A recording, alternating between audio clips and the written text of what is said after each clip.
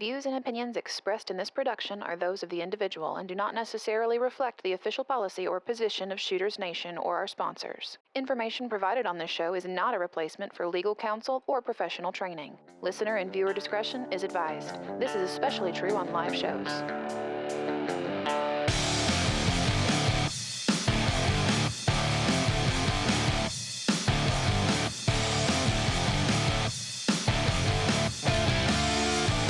Welcome to the Shooters Nation podcast, the talk show for you, the armed citizen.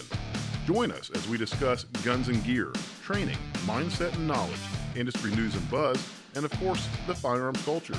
Be sure to join us after the show at shootersnation.com and become part of the Shooters Nation.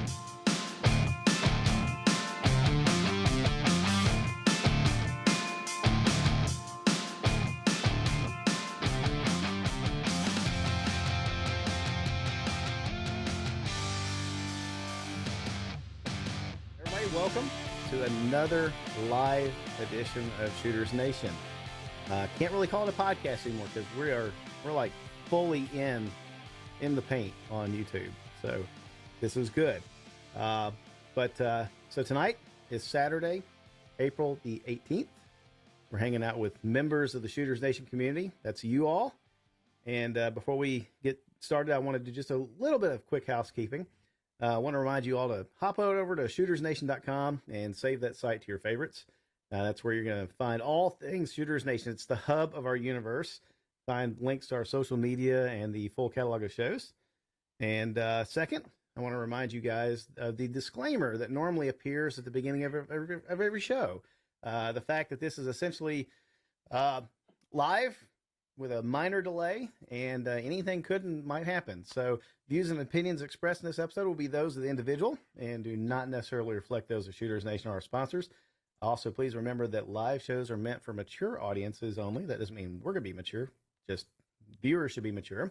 And you may hear language and topics that are not suitable for all audiences. Also, as a minor bit of housekeeping in addition to those things, when we stream live on YouTube, like we're doing right now, per YouTube's terms of service, there can be absolutely no handling of firearms on a live stream. So if you have them, I ask that you please keep them down on the desk, keep your hands off of them, don't bring them into the camera, don't touch them. You can think about them, you can look at them. I'm looking at mine right now. It's kind of sad there all by itself and me not touching my Glock. But anyway, those are the rules of the YouTubes and we will follow them. My name is David Yancey, recording live tonight from our studio just outside of Nashville, Tennessee. And with me tonight is, of course, Mark Lancaster from Square Customs in New Hampshire. Mark, how is it going? It is going good. How are you doing? I'm doing good, man. I'm doing very well. It looks like we also have Chris Martin with us right now from Georgia. And Jordan and Ashley Linscheid from the place where they grow the crispy side of Crispix. That's pretty much how you guys advertise your state, isn't it?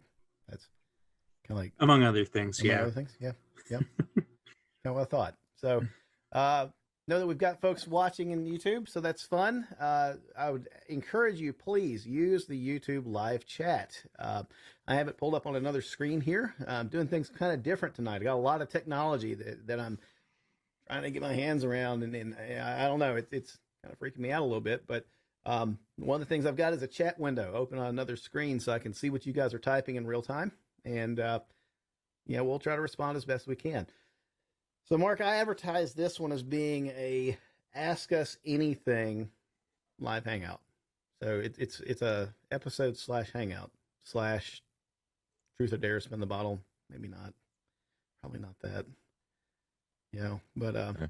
Yeah. So I can't help but notice, man, you've got a neatly trimmed beard. And I'm haven't trimmed at all. Yeah, so just got about a 5-week growth going, and not cutting it until I can start leaving the house on a regular basis. I was gonna say, I'm kind of in the. Sandy threatened to shear me last night. Take this hat off; it's all shaggy and unmanaged, crazy looking. This is also the longest my hair's been in probably many years. Right? Many years, like.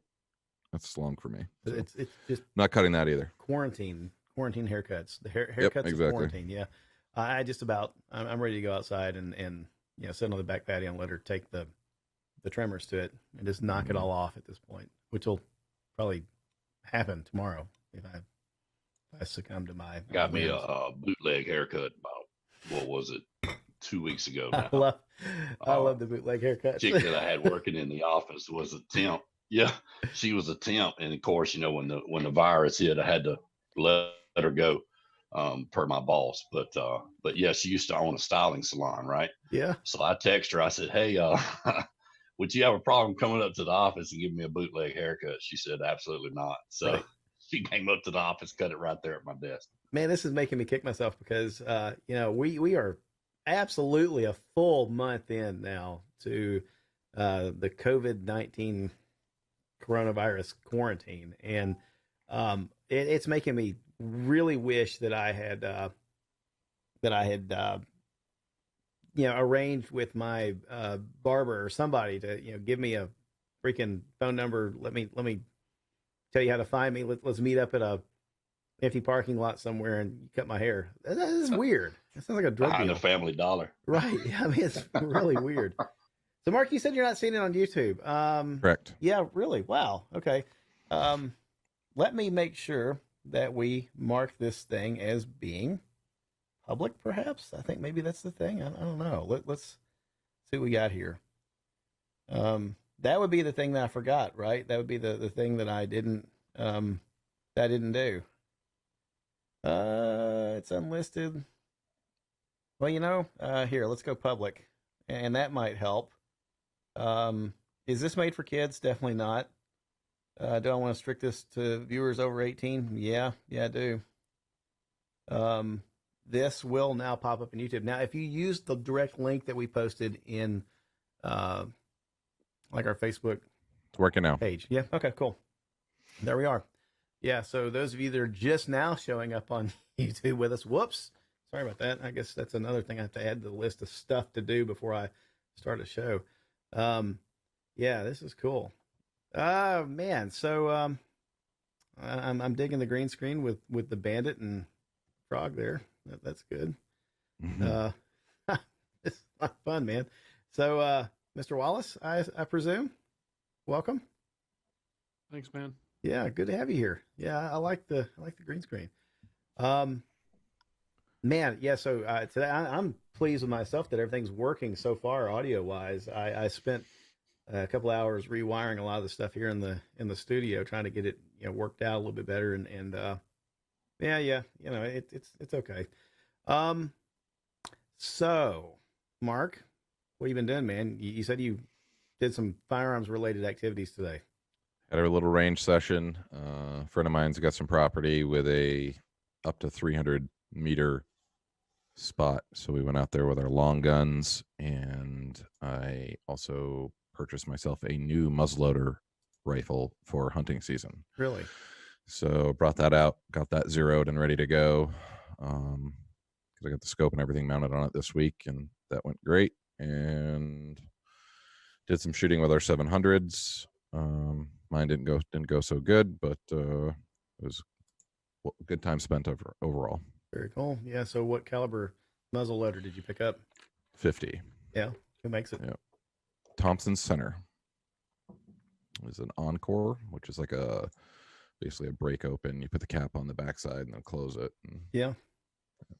Very cool. Pro Hunter. It's like reduced recoil, reduced weight, fluted barrel. It's pretty nice. Yeah. So, how much does it cost to shoot one of those comparable to a centerfire rifle?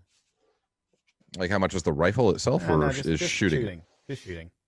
Hard to say because you have to buy primers and you have to buy powder or powdered pellets, and then you have to buy the projectiles. And they all come in like, this comes in 25s, this comes in 50s, this comes in 200s. You know what I mean? So it's never broke down cost per round. Not bad because you're obviously not shooting a lot because reloading takes about 5 minutes.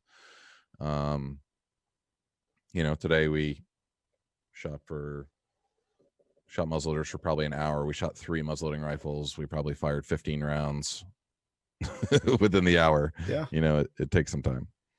I've hunted around people that used muzzleloader because In Kentucky, you can, where I used to deer hunt, you could shoot muzzleloader during modern rifle season if you really wanted to. Most people didn't, but you Most could. states, yeah. Yeah, and so, yeah, I'm familiar with the concept. I have no trigger time behind them. What's the effective range of the 50? It all depends on what you're using for projectile and for powder. More newer, modern people claim to be able to do some pretty good work out to as far as 300. Yeah, that's not bad. Not bad at all, really. I zero mine to be about 1 inch to 2 inches high at 100. Right. And that way I have a little bit of versatility. But I mean, it's a big chunk of bullet going down range. You sure know it what is. I mean? So, but the modern day guns, man. I mean, groups like this out of a 50 caliber muzzleloader at 100, no problem. Pretty impressive. Very impressive. Yeah. What else did you shoot? Modern rifle? Yes. I did not shoot any AR platforms. I brought a bunch, but we just kind of ran out of daylight and it started getting cold. It was like 39 degrees when I got in the truck and we'd been out there for 4 hours. So didn't shoot any of that stuff. We really just kind of laid on the ground and shot long guns at distance, but it was a good time. Yeah. And you said you shot your bolt gun. I don't know if you really want to get into it on the episode, but like a little frustrating. Yeah, no, I had I've got a really nice Remington 700 308 that I've been building and working on for many months, and finally got like all the ducks in a line and got the gun 100% complete and back together, and took it to the range and running, a gun that used to, I'd say be an MOA gun. And I had a problem keeping a group smaller than about 12 inches at 50 yards over about 30 rounds. So I don't know what the hell happened, but some investigation is needed. Yeah, that's kind of frustrating. I got a new chassis, a new base, new rings, same scope again, new trigger, same muzzle device, same suppressor. It was Cerakoted. So there's lots of things to investigate on. A lot of variables there. Yeah, a lot of variables, a lot of things that could be. And it was just one of those things like been waiting for this for a long time. You know what I mean? And then to go shoot and have it be so shitty, it was just frustrating, and I wasn't about to deal with it in the cold, so I just kind of put it away and moved on. What chassis are you using for that one? The Magpul Pro 700 with the side folder. Yeah, that doesn't suck at all. Pretty nice. 308? Is that what I heard you say? Yeah, 308. Okay. I picked it up at the secondary market, and it was pretty much mint, and it is really nice. It's super versatile. It's very adjustable and comfortable. So I'm really happy with that. I'm just sure as shit not happy with a 12-inch group at 50 yards. Yeah, that's man. I was just like, what? Had you shot it before? I shot it in the old chassis, in the HS Precision chassis. Back then, it had a different base, had different rings, same scope, and it was a shooter. You know what I mean? Yeah. Super tight groups and did a really good job. So I'm thinking part of it may have to do with Cerakote. I'm thinking that's my theory thus far. There was some evidence that the chamber had black residue in it and Cerakote in it. Because when I kicked out the first round, it did not want to come out, and when it came out, there were linear scuffs down the round in black fashion and black like markings. So that tells me that some Cerakote inside the action. Do you think up inside the action? And if that's the case, then it means it's in the barrel too. And like, I don't know what the application, whether it's just clean the piss out of it, or but I shot 40 rounds and my groups were not improving. I was hoping like maybe if I just bounce a bunch of rounds through this thing, it'll come into it, and it certainly was not coming into it. But it got expensive, and I'm like, well, this is stupid. I need to take this to the shop, use a bore light, kind of see what the hell is going on, and kind of dig into it a little bit. Right. So, the good news is proned out in a huge field, looking hundreds of meters away, getting super comfortable. and just feeling your crosshairs really settle in, and just knowing that if the gun could start shooting well, I think I'd be doing well. You know what I mean? Yeah. The chassis really helps get Well, you to a place where it's really easy to be comfortable. So that really begs the question. Everybody says it's like fishing. A bad day fishing is better than a good day at the office. A bad day shooting Absolutely better than a good day. So I mean, still, I guess it was better than sitting around inside working. I guess. Absolutely. Yeah. And it's nice to get out and love my family to death, but good to get out. My dad came, and my friend James came, and we shot for a few hours, and it was nice to get out and see some humans. And we kept our distance, and it was cold, so we're all wearing gloves anyway, and right. We weren't swapping guns, so I mean things were I think pretty safe and pretty distant. So but we had a great time, and just shooting muzzleloader is fun. Shoot, and then you have to wait for the smoke to clear to see if you hit your target, type of thing. It's a good time. I see. Yeah, no, that's not bad at all. So folks, as you're trickling in, those of you that are members of the Shooters Nation community group on Facebook, we post a link to the actual way to join by camera. So if you're wondering how these lovely folks have joined us, that's it. We have the Shooters Nation group, the Shooters Nation community group on Facebook, and we post a different link in there so that folks can do that. But still, we also have the YouTube chat going on and watching that. It's a little delayed, obviously. So as you type things, we'll try to get to it as quickly as we can. But those that are filtering in by video, that's exactly how it's all happening. And primarily, tonight is just ask us anything, but it's a chance just to have some human interaction outside the four walls of your house. So if you're living in a part of the United States that has been quarantined because of the coronavirus, and you're kind of climbing the walls, this is your chance to maybe have a little bit of interaction with people other than the ones you've seen all week long. So there you go. And we'll try to add as many folks as we can possibly into the video chat, but I think we'll probably max out at some point, and then folks will come in and leave and that kind of stuff. So there you go. Right. I haven't been shooting at all. Not a bit. I kind of intended to go do that today. And, it's interesting. Sandy, my wife, and I, we stayed up last night until about, 1 a.m. and we recorded what is probably going to be an episode. And, I had thrown the challenge out to the audience during the last, I guess, two episodes, the last two live episodes, and said, hey, if you sit down with your family and you record a conversation about what it's like living in the current, pandemic, the current apocalypse that none of us really expected, or at least we didn't expect this kind of apocalypse, send the recording over, and I'll make an episode out of it. So we decided to accept my own challenge, and we recorded last night, which was kind of fun. But that offer still stands for everybody. So if you do that, please, contact me, and I'll get it to you. Or we'll I'll get you a link, and we'll get the audio or the video, whatever you've done, and we'll try to make an episode out of it. So didn't go shooting today. Woke up this morning late, stepped outside. I mean, first thing is you look outside and it's a beautiful day.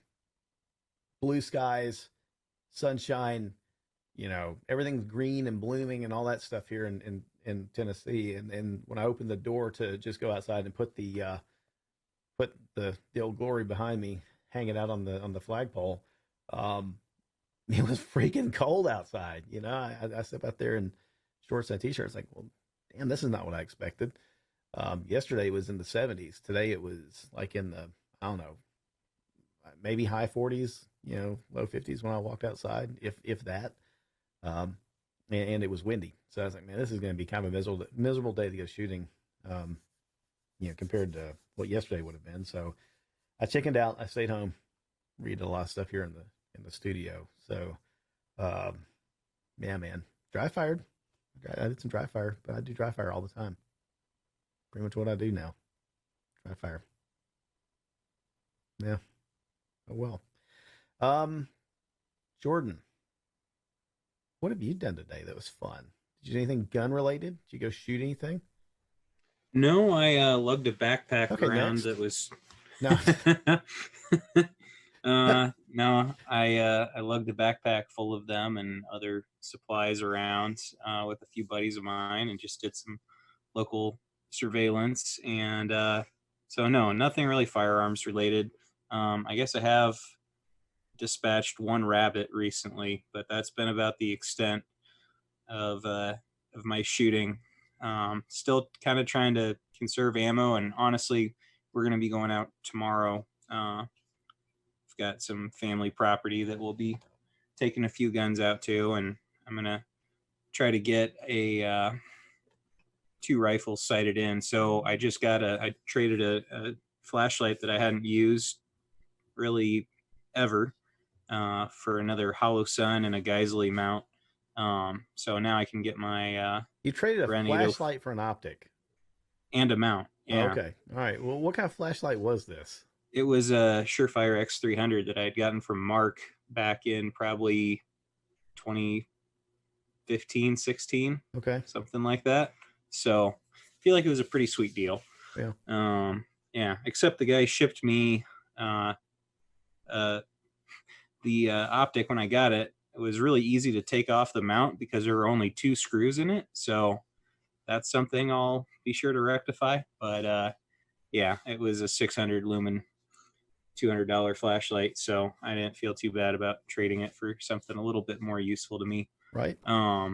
So now that I've swapped optics around on a couple guns, I'll get those sighted in tomorrow, and then also try to work on just making sure that the guns are zeroed with the cans that I've got on them, because I've kind of decided on dedicated hosts for right now, for the most part. So yeah, it'll probably be slow, and I'll be trying to conserve ammo as much as possible, but I'm seeing availability come up a little bit from what it's been the past month.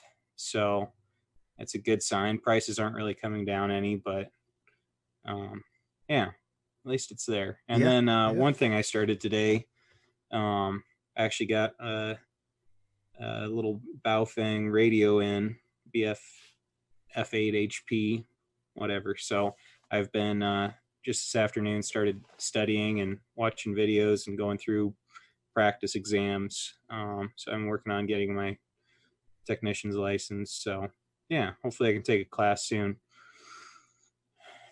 Yeah. So I have a question.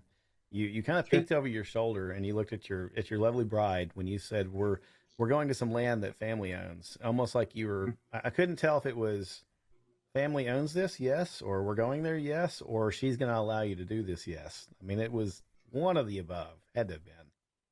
There was confirmation. You were looking for confirmation. And no, I think I was looking for a reaction to telling her what we were going to do. Yeah.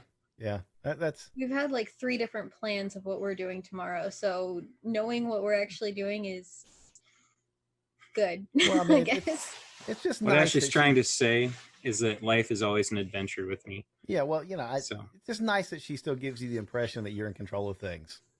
So yeah, I was actually the one who suggested that he needed to get out and zero his 22. So oh well, there you go. Yeah, you just need to get out, go away for a couple hours. She doesn't care where, just go away for a few hours. I did that this morning, and right? I think it was, and then I came home to some delicious baked goods. So I thought I might have to do that a little more often. That's not a bad thing at all. Yeah. So I'd call that positive reinforcement. That is positive. Yeah, it is. It's kind of like, good boy. Yeah, here's your reward for going away and leaving me alone for a while. Yeah, I understand. Mark, I don't know if you've noticed this, but Mr. Wallace here is he's apparently in the same gun room that you have. So you should be able to just look around and see him. It's very similar, to the HK, the HK gun room. Yeah, that's pretty amazing.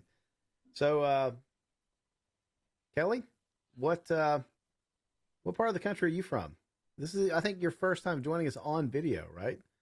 Right. I'm excuse me. Let me know if my audio isn't working right. Oh, you're All good. this is Yeah. it's a new setup. So I'm not too far from Chris. I'm in Winder, Georgia, which is, kind of in between Conyers and Athens and that sort of thing where he's at. But Do you guys know each other before this, or no, man, like first time. Yeah, the power of the internet connecting people that live near each other. That is kind of like a theme for freaking March and April of 2020. So yeah, get to know your neighbors on the internet, because you sure can't get to know them in person right now. So absolutely. And like Mark, I checked all these beforehand. They're all clear. And I promise not to hold any while we're on videos. Right. So. Yeah. Now, it's frustrating that YouTube has some pretty crazy restrictions on live stuff. We were chatting about it last week after the episode, and I think it was Jordan was the one that said, we're actually not allowed to hold them according to the YouTube terms of service. That is so frustrating. So now I just kind of want to decorate the wall behind me with guns, because if I can't hold it up in my hands, I can at least, put it back there, because that's somehow less threatening or something. I don't know. Yeah, it definitely would keep me from having a, negligent discharge with a firearm if it's on the wall back there, I suppose. But yeah, anyway. Well, very cool. Glad you could join us. I appreciate you doing that. And then, of course, Chris, you're here again from Georgia. So the state of Georgia well represented this evening. Yeah, that's right. That's a good thing. That's a good thing. I didn't go shoot today, but I did go to the range. I was actually working. I was out for a Law Shield at the range for a little while, and I mean, man, it was packed all day. Yeah, packed all day, and they had about 15 guns in there to sell. So, man, so I've got a here in Tennessee, at least, they're limiting the number of people who can go on the range at the same time, and yeah. So is that kind of what they're doing down there as well, because of the whole social distancing, or Yeah, they had the range kind of blocked off a little bit. Every other bay is what they were filling. And while I was there working, I actually worked the door for them for a little while. So I had to keep counting in the store and let people out, let people in. So I helped them out a little bit with that. But I mean, they were packed all day and selling guns like crazy. I'll be very honest and maybe confess something I should. I haven't been to a gun store in about a month, and we haven't done anything in about a month. Gone to the grocery and, wore my hazmat suit, which was kind of, felt awkward until I looked around and everybody else had them on, too, jokingly, just a mask and gloves. But I'm ready to get back to normal. I'm me too. Just ready to way past. As much as it's nice to ride down the road and not have to sit in Atlanta traffic. Yeah. I'm ready to get back to normal. It's funny because we have 285 goes around Atlanta, and then you got 400, which goes up to where all the rich people live. And I saw a report on the news the other day. They said that the Sandy Springs police said they have pulled over 60 people since the pandemic's been on, going 100 or over. That's just 60 people up on the top end of 285 and up 400. 60 people. So it's it's like NASCAR out in that joker. So I've got to ask, Mark, Chris, I guess Ashley, we're the only ones here now. Jordan, we talk about Jordan, but no, Jordan's back. We can't talk about Jordan anymore. But you guys have heard of the Cannonball Run, right? Yeah. Not just the movie, but the actual race, that they do cross country annually, I guess it is. It's illegal, or at least it's not sanctioned, right? I mean, the way that you're supposed to do it, if you follow the guidelines, is speed limit, drive, and it's a time trial. Everybody starts in New York City at the world famous Red Ball Garage, and then they go from there. I say world famous, I assume it is. I have no idea. That's everybody that starts the Cannonball Run. That's like the traditional starting point. And then they go cross country and they end up in California. And that's the limit of my knowledge of the Cannonball Run, other than the fact that it was a great movie back in the 70s. But it's a time trial of fuel economy, plotting your logistics to hit busy towns and cities and things, at just the right time to sail through with low traffic and all that fun stuff. And of course, people do it fast, and some of them get arrested and that kind of stuff. Last month, I think it made the news that a couple guys decided, you know what, it's now or never, and they took an Audi, I think it was an A8 sedan, white, four-door, kind of low profile. They strapped two enormous marine fuel tanks in the trunk. They plumbed it into the fuel system of the Audi, and they proceeded to annihilate the record by an astounding hour and maybe 30 minutes or something like that. And everybody else that participates in the Cannonball Run, the opinions of it were very mixed. Some people were like, hell yeah, that is awesome, right? And others were like, no, that doesn't count, because there was no traffic.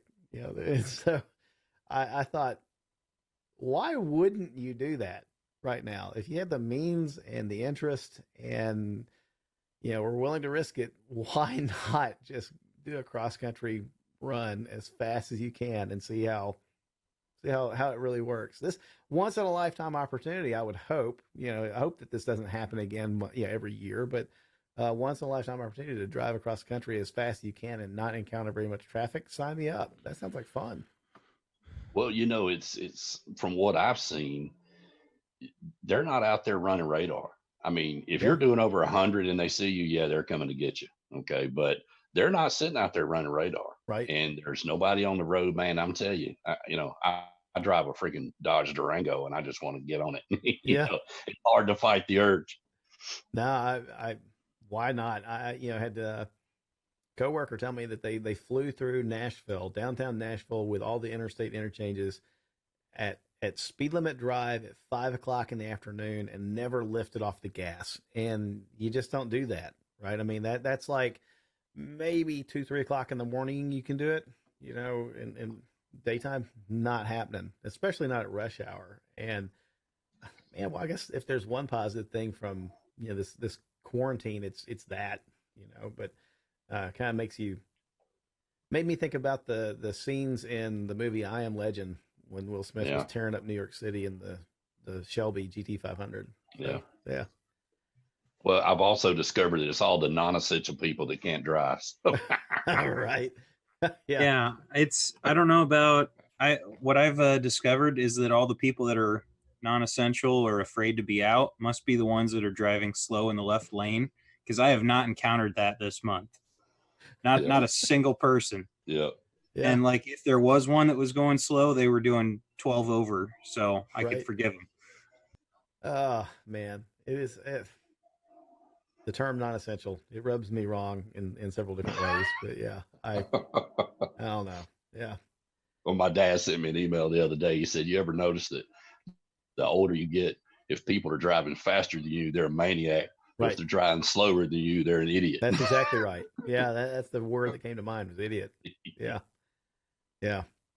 Well, I'm hoping that tomorrow I make the massive 5-minute commute out here in the middle of rural nowhere and go to my shooting range if it's not just crappy weather. I have no idea. I don't even know what day it is, and anymore it seems like I don't even check the weather to see what it's going to do. I think it's supposed to rain or storm tomorrow, so my plans are probably now shot on that front. Let me look. Tomorrow, it's going to be nasty here. Yeah, rainy, 58 degrees.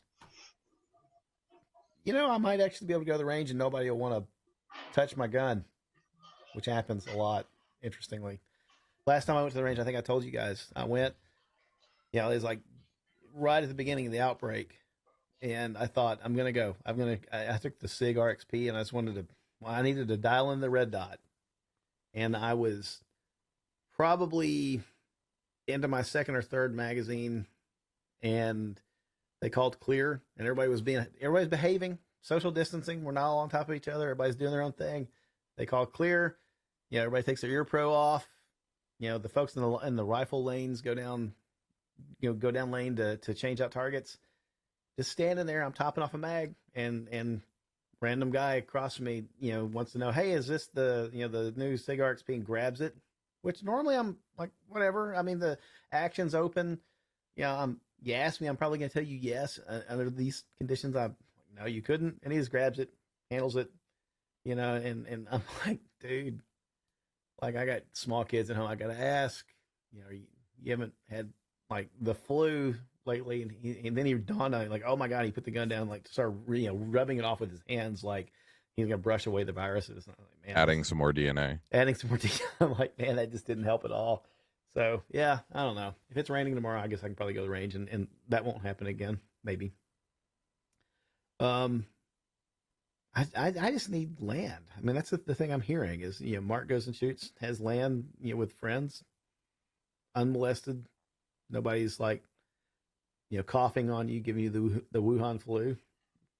Jordan, land, I need land. Actually went to the range yesterday as well. Yeah. Yesterday I had a friend from high school, acquaintance from high school, I should say. Somebody that I hadn't seen literally since 1998. Reach out to me requiring getting a gun, and set him up with a gun and sold it to him, and he let me know that his education was very minimal. Right. So I carved out an hour of my day yesterday and went to the range with him and kind of gave him the quick bird's eye that I could give him in 1 hour. Just made me feel a little bit more comfortable about him taking it home to him, his wife and 4 kids, you know Right. what I mean, with kind of a once over. But it's very interesting because it's not a gun guy, you know what I mean? So but definitely felt like he needed one right now. I'm curious, what did he buy as a not a gun guy, first time gun buyer? What did he pick up? He did his research on the internet and came up with the idea that he needed the Springfield Hellcat. Okay. That's So I was able to acquire him one, and he went with the OSP version with the dot. Mm-hmm. His dot hasn't.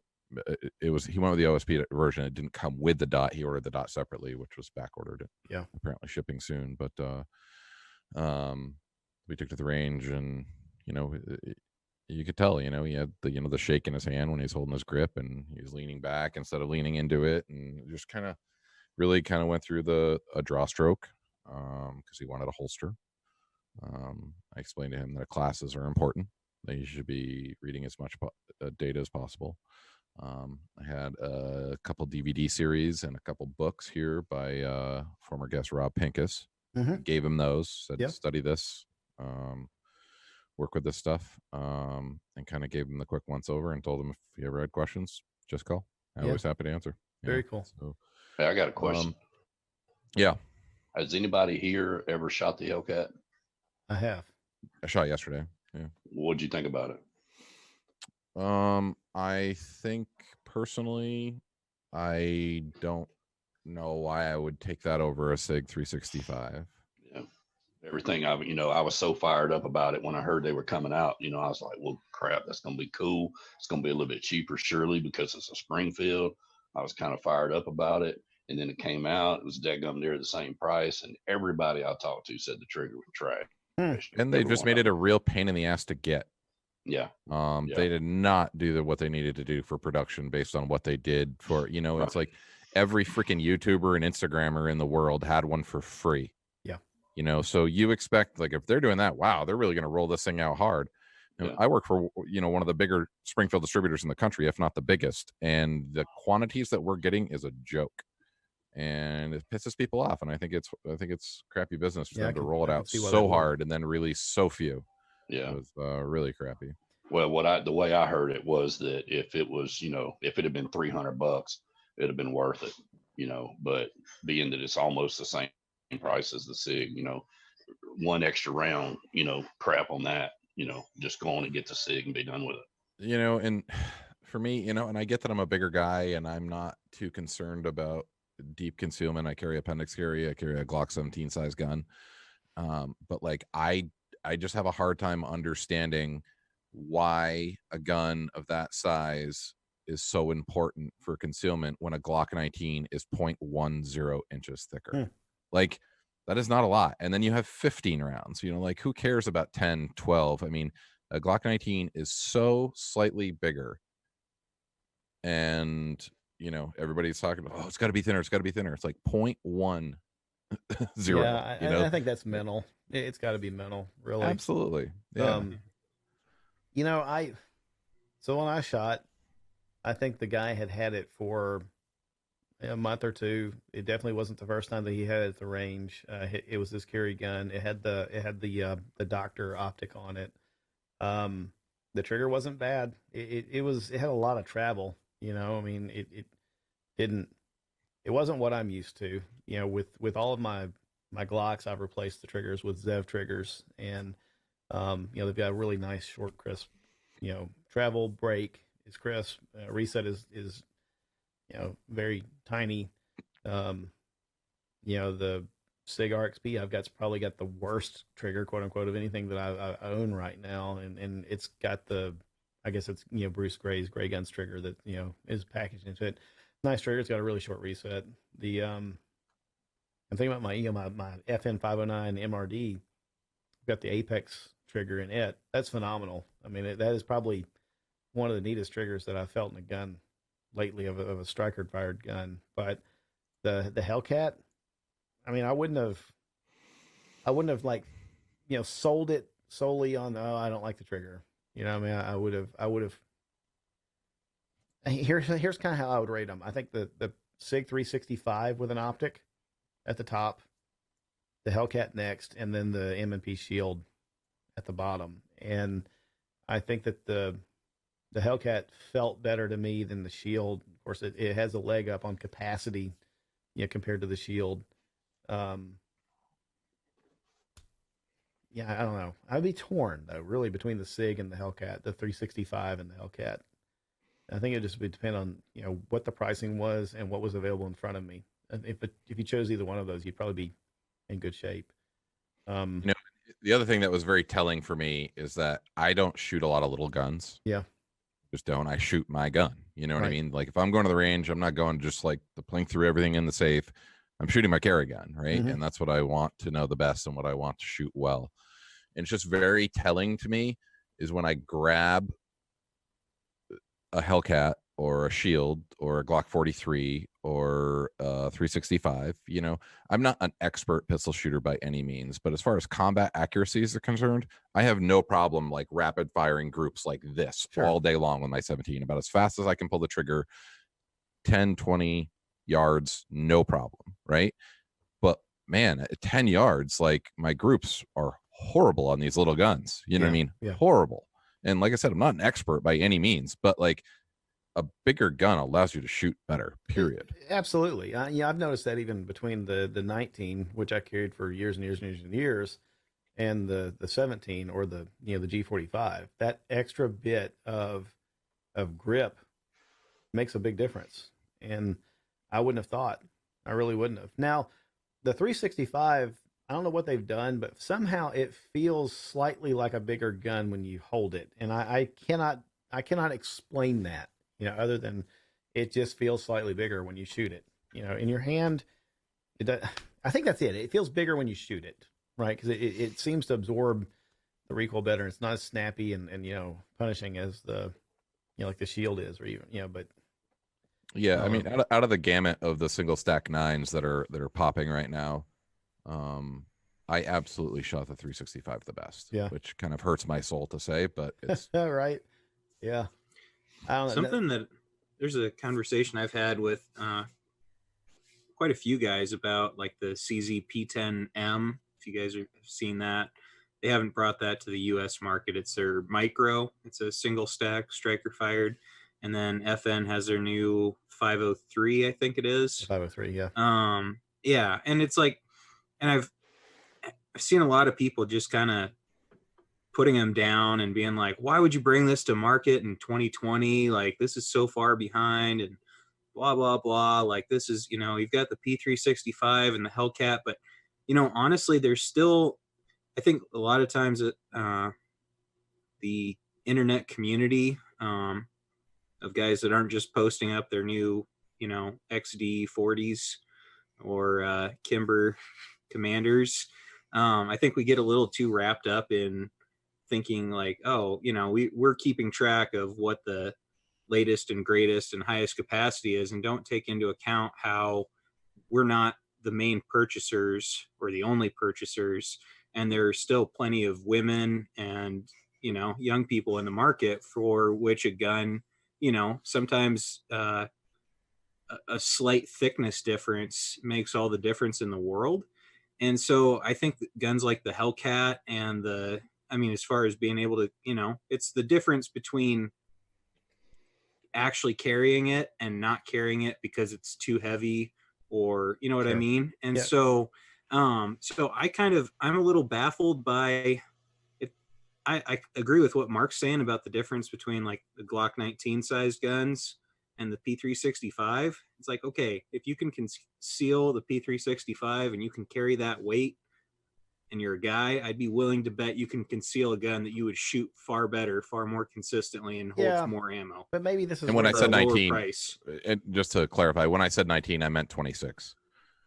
Oh, okay, sure, but again, it's if you can conceal a gun that size, you know, if you can conceal a P365 XL, if you're more than 5'8", I think you can do better as a guy.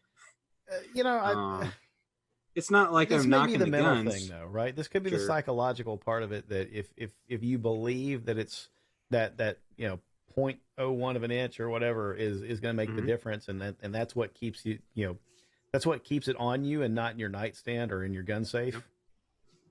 More power to Maybe you. maybe I should rephrase this. What I'm trying to get at is that there are guys that are trying to get 12 rounds in the smallest possible Sure. package they can, and they're not acknowledging that there's a lot of trade-offs. Just because you can hold the same amount of rounds in a smaller gun doesn't mean you can shoot it as well as the larger model. That's think more what I valid was trying point. to get to. Right? Yeah, valid point. Yep. Definitely. Well, I think we've been conditioned to think that hey, the smaller gun It's marketing. is going to be Absolutely. better. Yeah, exactly. That's For exactly years, I was a big M&P guy before I switched to Glock, and a lot of my Still like my long-term MPs. buddies know this. And you know, I thought for a long time one of the biggest unnoticed, untalked about firearms that had a great place was the M&P 9C. Everybody was freaking out about the shield, but if you drop them in the sand, they take up the same space, right? Like if you're flat in the sand, the guns are the same size. One is just about 1/10 of an inch thicker. But with that 1/10 of an inch, you got a rail in the front. You got like 14 or 15 rounds. I forget what that gun held. You know, it was a significant difference. Then you also had the opportunity of sticking your full size 17 round mags in the compact. You know what I mean?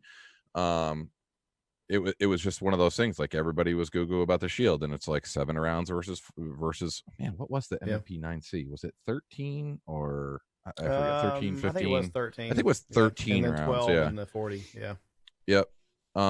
And it's just like nobody ever talked about that gun as being a viable option. I think that it was absolutely a gun that was completely overlooked by the masses for I had sure. a 9C for a while, you know, and it was a good little gun.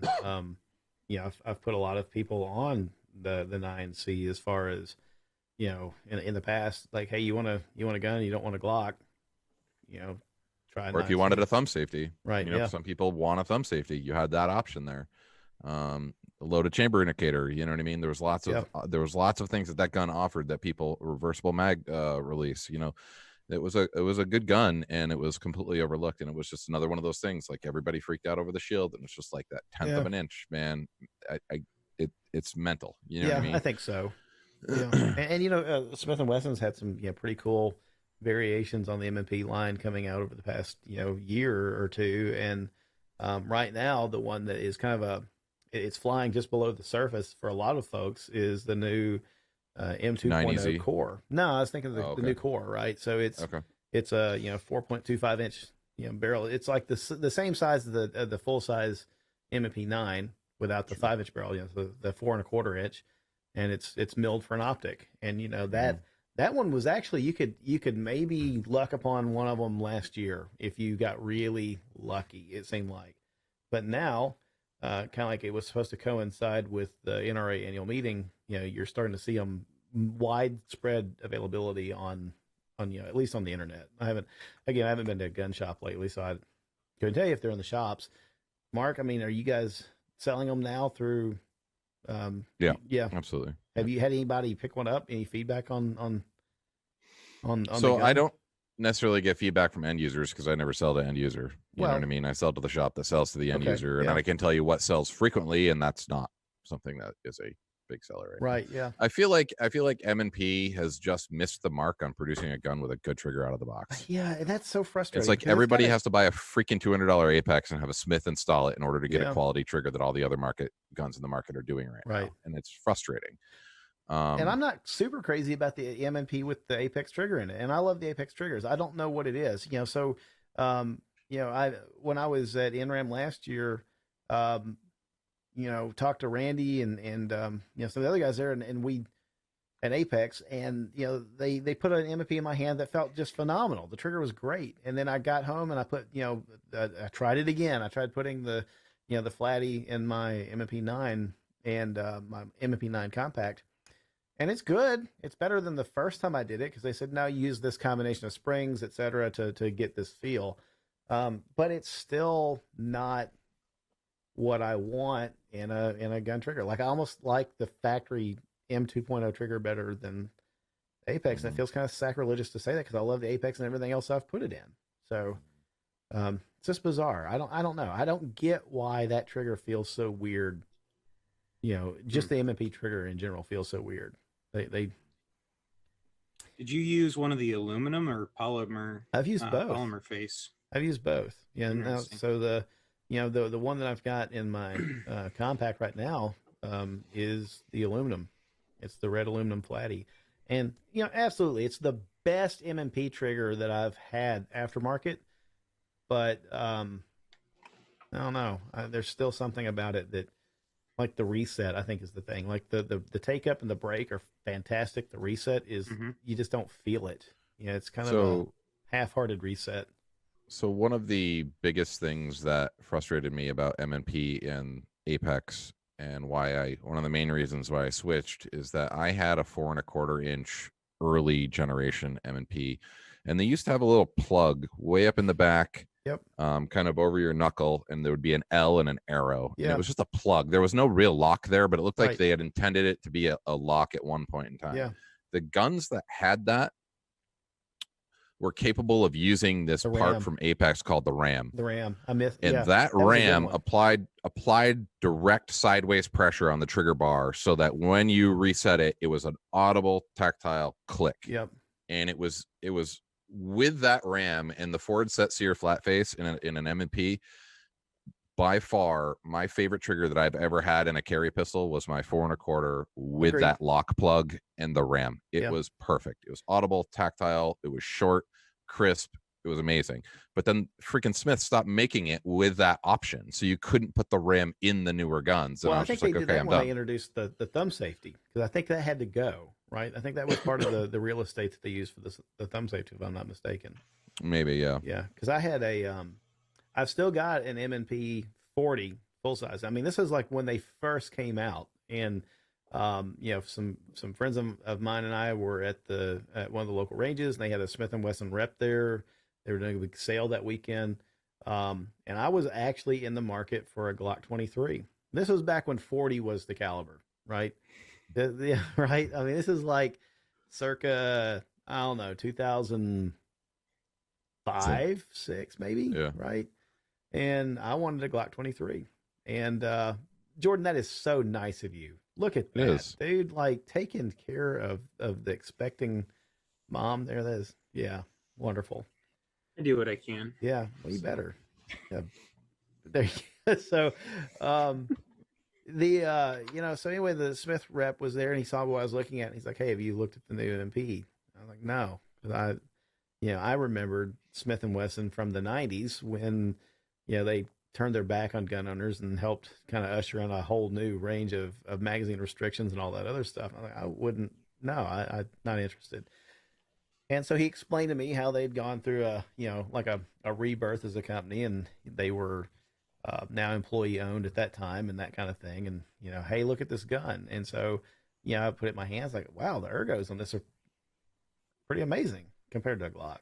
And that one's got the best trigger of any M&P I've ever had. I don't know what's up with that gun. It's a freak of nature. It has a Glock-like reset. It's got that nice click when it resets, and you know, I've had it apart a couple of times looking at it, you know, like what is different about this gun? I can't figure it out. I have no idea. There's something unique about it that no other M&P I've ever had comes close to. And it's in the, you know, the pariah of calibers. You know, nobody admits to having a 40 anymore, it seems like. So yeah.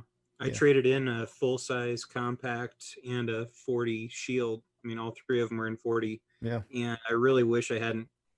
I don't know. I shouldn't say that. It's like the triggers I had in them. I kind of wish I'd swapped the factory parts back in them. I would have gotten less on trade in, but I don't really know. I don't think there's a way to make the Gen 1 internals fit into a new frame. Nah, the sear would block have had to get them different. stippled, and then I'd have to get a conversion barrel or a new slide or whatever. And yeah, but that until I got a P10C, there was no striker fired gun.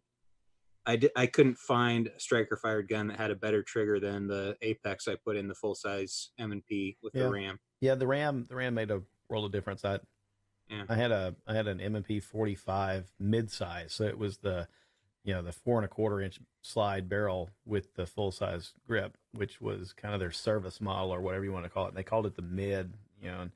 And I kind of missed that gun. You know, is the best polymer 45 that I've ever owned. And you know, I tried a Glock 21 after that and just didn't come close. But that one had the RAM and the forward set sear and the flat trigger, and it was good. As a matter of fact, the guy that bought it from me tried it one day at the range. Friend of mine, he tried it. He said, "Dude, this feels almost as good as my 1911." And I said, "Yeah, and it's got a lot more capacity. Your 1911 doesn't weigh as much as your 1911. You know, blah blah blah." And you know, he made an offer that I couldn't really refuse. So, yeah, I kind of wish I had that one back.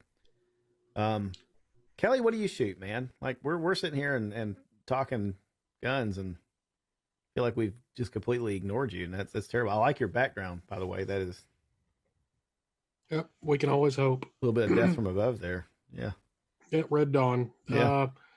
You know, I agree with you on the M&P triggers. I at one time I had the VTEC version of the full size 9, which had some really cool sights on it. You know, they had the tritium and fiber. Tritium and fiber, exactly. And I put the Apex spring kit in it, the duty carry kit, I believe. Yep. And never, you know, I loved everything about the gun except for the trigger. I got the compact version to go with it, and I could always shoot the compact better than I could, you know, that full size of VTAC. And a guy at the range one day made me an offer on it, and like you said, it was an offer I couldn't refuse. Funny how that happens, yeah. Yeah, I wound up switching to a VP9, and that is the only gun I think I've ever bought that I've never done anything to it. I haven't touched it. I haven't messed with the grips, the trigger, the sights, nothing. You know, I like all of us, I've seen the torture video that Military Arms Channel put it through. Yeah. So it's my house gun. You know, it's the one that stays right beside me. But there's nothing I can shoot as well as it. You know, the only thing that really kind of comes close. You know, I've got Glocks and that sort of thing too. But you know, my carry guns. I've got one of the Performance Center shields in 9 that you know. It's nothing fancy. It's one of the, you know, the first gen Performance Center shields. But man, is it comfortable, and I can carry it all day and it doesn't bother me, and I can shoot it every bit as well as I can any full size that I've got. Almost as good as the VP9. But no, I enjoy it, but and I take it back. I didn't do anything to that other than put some Talon grips on it. Yeah. Which I tend to do with pretty much anything, but like I said, other than the VP9. Did you get the lever or button VP9? It was one of the early ones. It's got the paddle release on it. Yep. And I had that. That was a carry gun for me for about 16 months. Yeah, I had one of those. I shot them I've had two really of good as those. well. Right. It's hard not to shoot that gun well. I mean, it's just everything about it feels good, and I don't know why they're the only ones that have thought to make the side panels switchable. Side panels were one of my favorite features of that gun. The versatility of having a really big one for the palm side and a really small one for the other side, so you can wrap further around. I loved that. I was like, this makes perfect sense. Like, why wouldn't more people be doing this? Yeah, they must have patented it or something, to where everybody else can't copy it. But it's probably really expensive. Or that, and really, there's been nothing I really wanted as much as that until the 2020s came out. With the optics ready, with the optics ready, and now I'm kind of leaning on you guys to, do I go with a Holosun, and if so, which one, or do I shell out the money for a Trigicon or what? I've got so many thoughts on that. First of all, I want a 2020 also, and I have no good reason to do it other than I've had two of them, and like an idiot, I've sold both of them. And the second one I sold was another one of those deals where somebody was looking for a gun. They were looking for that exact one, and I had this thought in my head: I'll sell it, and I'll get the one with the the B series with the push button mag release.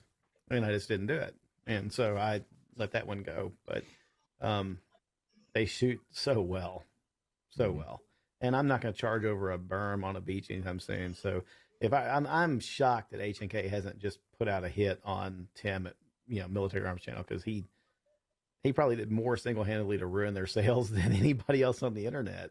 I feel like I've talked about this on an episode way back. Yeah, he threw it at a tree. I mean, you absolutely did. I remember it. He absolutely beat the piss out of the gun, way beyond what is even realistic. Right. But as I said before, I feel like I recall saying this, like, it's not unreasonable to think that I could drop my gun in a mud puddle. Maybe, right? Yeah, I get that part. Yep. And I recreated it here in a 5-gallon pail, and the gun wouldn't shoot. And that's when it came out of my holster, and I went to a Glock. Yeah. And I was really upset about it because I shot that gun good. Do you think it would have mattered if you'd put one of the slide, I don't know what the hell you call it on those, but the end cap that doesn't have the witness hole for the. I don't think those were on the market yet. I think those they didn't have came that. out in response to that. Yeah, but I mean, do you think it would have made a difference had you put one of those on there that it wouldn't have? I mean, it's a big, huge hole going right to the striker. Yes. You know what I mean? I'm Right. like, duh. Like, come on, guys. Like, I love the fact that you're making it a cocked indicator, but as far as I'm concerned, they all are anyway. Striker's ready to go, but and I shot it good, and I had the paddle mag release too, and I had trained myself that when I broke my grip, my trigger finger came down. I didn't hit it with my thumb, I hit it with my trigger finger, and it was perfect for me. And with my way my finger could reach, it was so fast, and I had no training issues at all getting everybody watching and listening is going to now have the sudden urge to go buy another VP9. Let's do it. I think but I like the 2020 version of it with the optics ready. That sounds perfect. Yep. They'll never do this, but what I want to see them release is an optics ready P30L. I don't know why they wouldn't do that, because the P30 is very popular in competition. So yeah, but it's HK and they hate us. So. Well, yeah. Well, they'll wait until you buy something else and they'll release it. Exactly. I mean, maybe they might do an optics ready P30, right? But not the L. No. Yeah. Well, or optics ready VP9 long slide kit would be cool. Yeah. Or you see somebody like Apex or Parker Mountain or somebody like that just machine their own new slide for it, kind of like Apex is doing for the 509. Where does JagerWorks do VP9s? I wonder. I don't know. It's a good question. They could always mill it. Yeah, they have done some, but they don't put out factory or whatever. They don't put out their own slides. They just do work to OEM ones. Yeah. So their prices and turnarounds are so great. Yeah. I was very impressed. I sent them my Glock 45. Yeah. And I had it. It was at my Cerakote guy. So I sent them a prepaid label to ship from JagerWorks to my Cerakote guy. It was at my Cerakote guy in 6 days.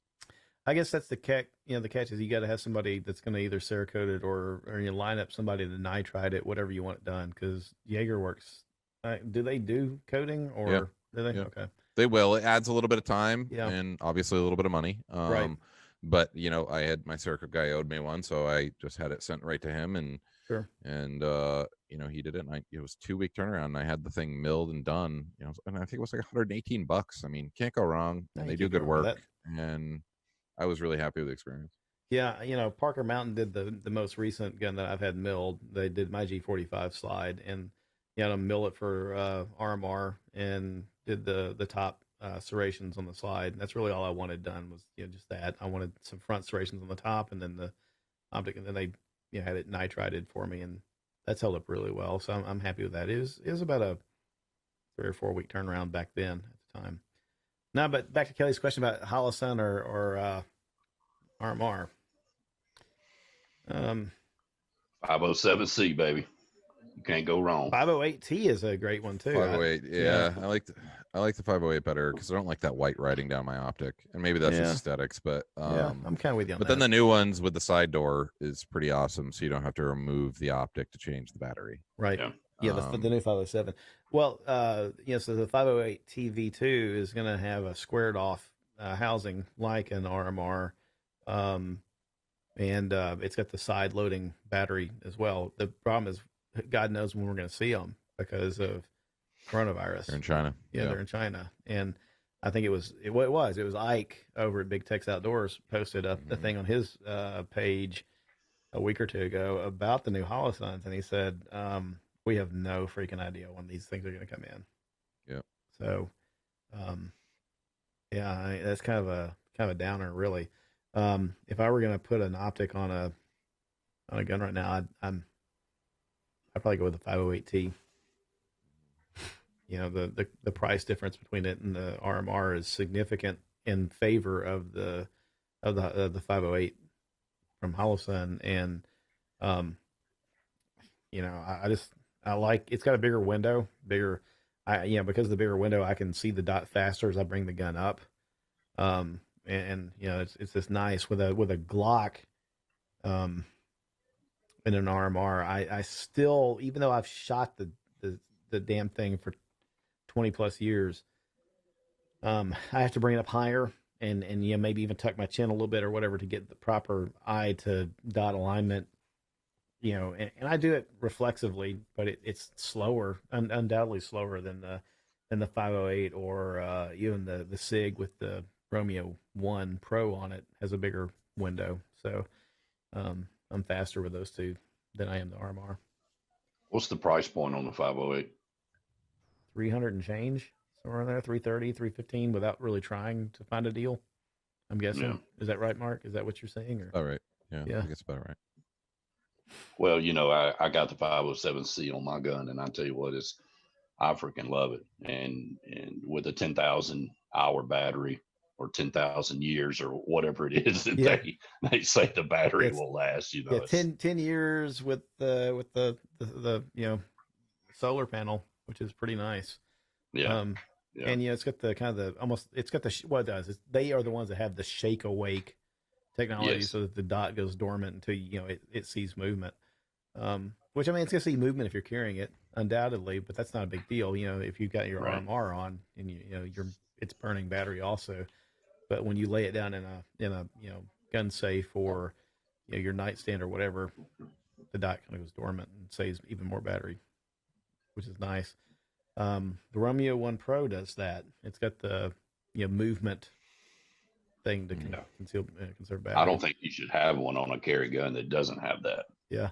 Mark, you're shaking your head about that Romeo 1 Pro because you had a bit of an experience. Pissed off about the situation, man. It still just irks me.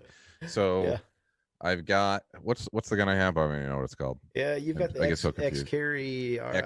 The carry. Yes, I have a SIG X carry, and here it is. I'm just like, well, it feels good, right? And I'm just like, and it was kind of a gift or a win or an earn. I don't know what it was, but I don't have any money in it, right? So I'm not giving it up. So I was like, let me put a dot on it and I'll see how well I can shoot it. So I look, everywhere I read, Romeo 1's what goes on the gun. Yeah. Order a Romeo 1, get it. And I'm turning the right screw of the optic in, and it grabs thread, and then it snugs up a little already. And I'm like, well, that's quick. You know what I mean? Like, I'm not even 360 degrees and it's snugged. And I was just like, well, maybe it's just a little thread locker or something in there. And I went to turn it again and just tink, and it just let loose. And I'm like, what the hell? So I try the other screw, same exact thing. And I'm like, what the hell? Like, these screws are not long enough is what it seems like. So I call SIG's customer service, and they're like, oh, which gun do you have? Can you read me the manufacturer number? And I read the manufacturer. He's like, oh, yeah, that gun has to have the Pro, not the just standard Romeo one. I was like, oh, okay. I was like, well, the holes line up perfectly. He's like, yeah, the screws are just not long enough. I was like, well, can you send me the longer screws? He's like, no, you need to buy the Pro. Thanks for calling. And I'm like, what? Maybe it's not H&K that hates us after all, right? I'm like, are you kidding me? You know, like, I was so frustrated. Like, I put the gun in the safe, put the optics sitting up in the safe right over there, and it's just like brand new in the box. I'm like, that is so stupid. It fits perfectly. You know what I mean? Right. There's a slight gap in the front. Apparently the Pro's a little bit longer front to back, so that slight gap is not there. But come on, man, just send me some screws that work. You know, so stupid. I was like, what the hell? That's nuts.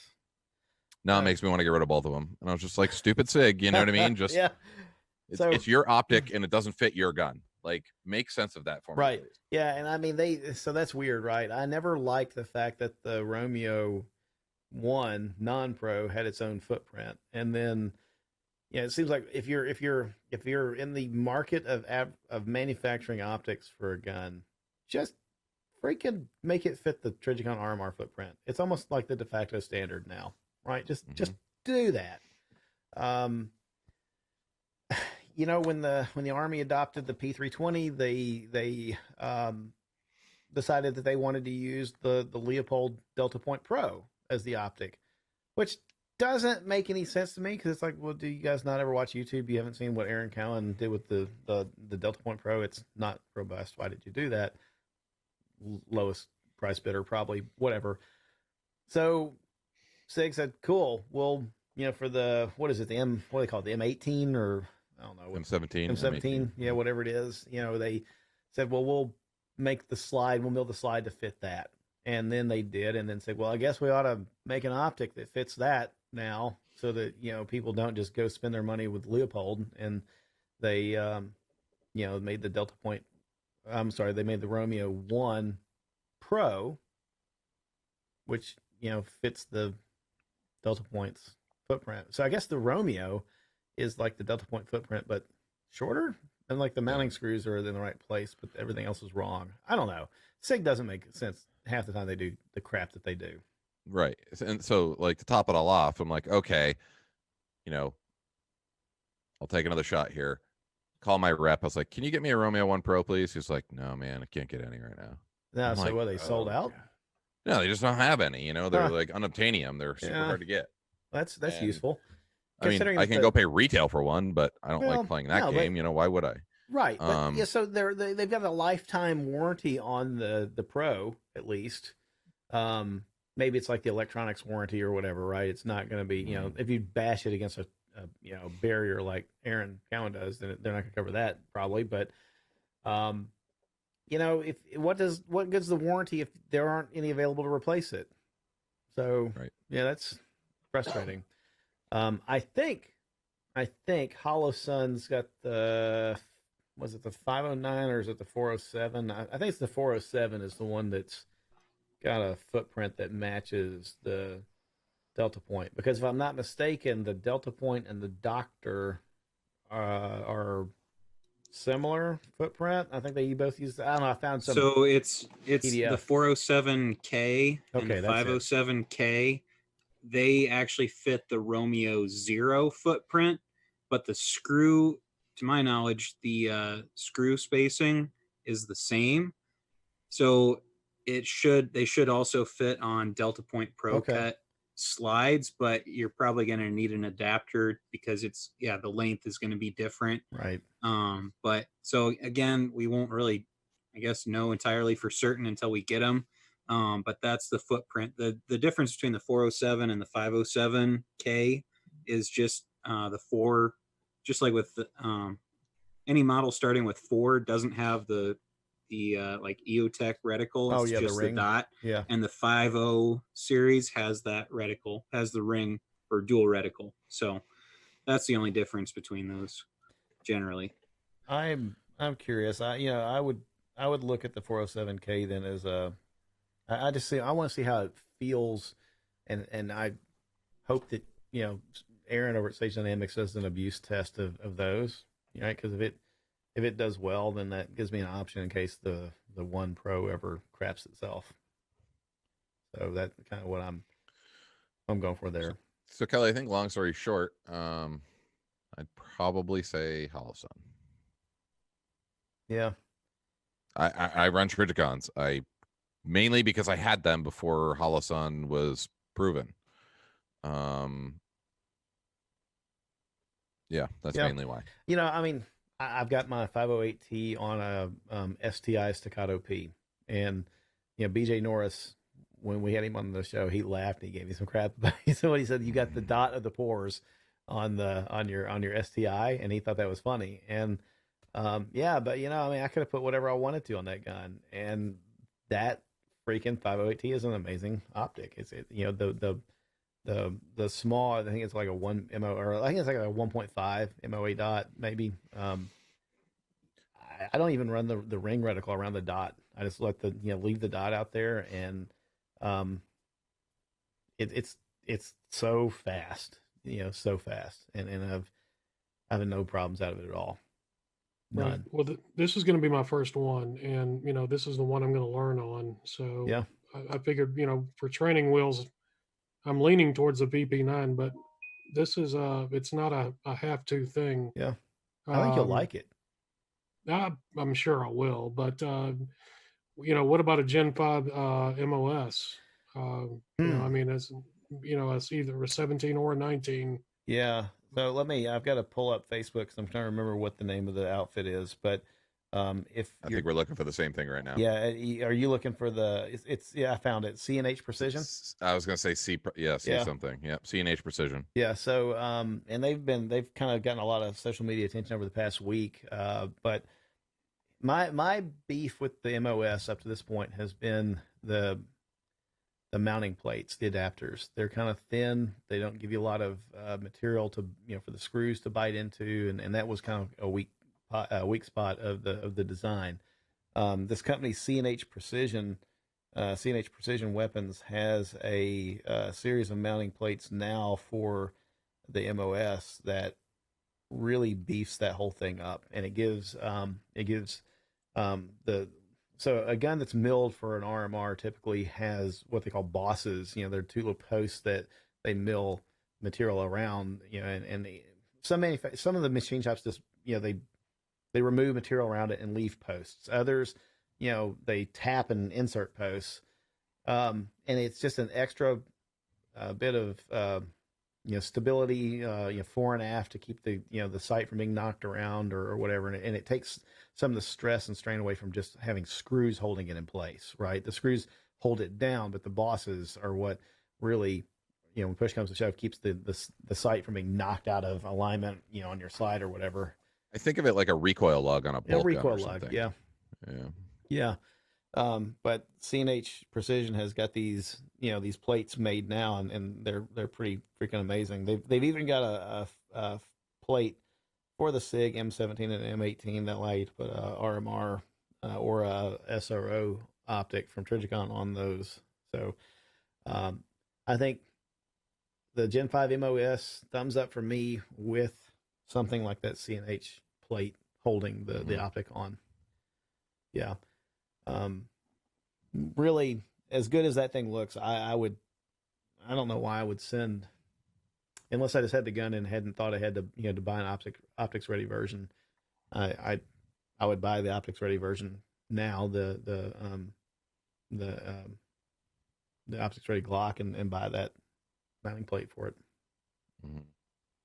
I agree, and a lot of people are doing that. The MOS sales are up big time, and I think a lot of it has to do with this plate. Yeah. I mean, it's I'm looking at it right now. Hilton Yam over at 10-8 Performance is going to do he says he's going to do a video on it soon. Just kind of go through it and Hilton's a pretty squared away guy. You know, I've followed him for 20 something years now. You know, back when he was an armorer for one of the FBI high speed groups, whatever they were. You know, I guess SRT or whatever. And you know, he gave it a pretty good thumbs up and said this is a really good design. He said this eliminates all the problems that I had with the MOS. So for him to say that carried a lot of weight for me. I'm curious, anybody here have any hands-on experience with the Canik TP9? And I ask because a friend asked me about it earlier today, and I've not shot one. I got to fondle one at NRAM last year. I was really impressed. I hear good things. Yeah, I got 2 of them. Yeah, what do you think about it? I got the very first version that came out. It's got a 2-stage trigger in it, which is, you know, it's okay. I use that as my home defense gun. It's got a light on it. I keep it in the side one. But I'll tell you what, the one that I love to no end is the TP9 SFX. I mean, I'm telling you, that is a great gun. That's the one I have the Hollow Sun on. Really? And yeah, that's the one I do all my training with. I don't go to classes with my carry gun too much. I use that one. But I tell you what, I love that gun. I'd get rid of everything else I got and keep that one. Yeah, so I had to go. I wasn't super familiar with the nomenclature on that, but that's like a race gun. That's pretty. Yeah, it comes out of the box ready to roll. Yeah, it's got a great trigger in it. You know, it's already got the cut for the Hollow Sun to go. It comes with the adapter plates. They're strong. They bolt in nice. I'm telling you, it's got it's cut out in the slide. It's got a great trigger in it. It's got 20 round mags. They're Metgar mags. It's a great gun. It reminds me, looking at it, it's kind of the same approach that Walther took with the Q5. You know, it's kind of like we're going to throw everything, everything but the kitchen sink at it. And yeah. You know, the one that I held at NRAM, Mark, I think were we walking around together when it was the 9 Combat. It was the Desert Tan, with the dot, and that one had one of the first 508Ts that I saw in the wild on it at the show, and yeah, it was nice. I mean, yeah, I was at a class with Mike Cicino, and he had one last summer. Oh yeah, and we shot it, and I mean, it's a good shooting gun. It's huge value. And you get, I mean, some of the kits that they come with now, I mean, granted, it's a very basic holster, but holster, cleaning kit, bunch of mags, good box. I forget what else is in it. There's a whole bunch of stuff in it. Loaders, mag carriers, like whole bunch of stuff. It's a good value. Yeah. I mean, I don't have any time behind them. I know the trigger feels really good out of the box. But yeah, I've not heard a lot of bad things. No, they're super reasonably priced. Well, Mike, I think think about that. Mike was gifted that gun, wasn't he? Didn't like his his class? Yeah, they the guys from one of his classes, got together and bought him the gun, and he did. That's right. He said he loved the way that thing felt. Just one of the students that was in the class with us that goes to the same class with us there every year. He's an engineer at Canik at Century. Okay. So he's kind of who facilitated that deal, and right. A bunch of the dudes from the class kind of just chipped in $20 here and there and handed that to Mike at the end of the class, and he was very happy. And then Mike we all handed it to Mike, and then Mike handed it to me, and it came back with us so we could make a holster because there's no mold for it. And then I mailed the whole package back to Mike. Yeah, I think that I'm looking at the TP9 SFX right now on another computer screen here and thinking about it in the combat. They early on got a lot of things right that others were slow to adopt. They put the texture, in like index points for your support thumb. The front cocking serrations are there. The alternating textures on the grip, so that you had more aggressive texture in places where it made sense and less aggressive textures where it won't tear your hand apart. I mean, they just did a really good job at designing that. Well, when the first one came out, it was an import, so nobody really knew anything about it. So right. I had seen it and I thought, man, that thing looks pretty cool. So I started watching YouTube videos on it. And I remember old boy, Nothing Fancy, I think it was. Yeah. Did a like a 40-minute freaking review on it. And at the end of it, he says, you know what? He said, you need to go buy this before the price goes up, because it is just one half of a step behind a Glock. Yeah. And I went and bought one the next day. I And mean, if I've got somebody that, like, you know, I've seen people go for far less handguns for about the same money. And yeah, I've got a friend that honestly, you know, it wasn't like a joke for him. He just bought it because that's what he wanted. He bought a high point, you know, pistol because he didn't know any better. He wanted an affordable gun. You know, it was cheap, and he bought it. And I'm like, man, why didn't you just go buy a framing hammer instead? And you know, you have more versatility out of it. But somebody that's in that market, why the heck wouldn't you send them to the TP9? Yeah, I mean, it looks like a really good. I mean, hell, that's a bargain at that price. So Yeah. Yeah. Well, and the other crazy thing is like the first model they brought out, the TP9 SA, which is what I'm assuming you've got. that was the one that had the like striker thing on the the top. decocker on Yeah, it. right. Yeah. Yeah, you see the which is thumb, kind of that weird. Weird. Yeah. You knew what I meant But with that. yeah. They've brought out quite a few models since then. Like all the time they're updating their offerings.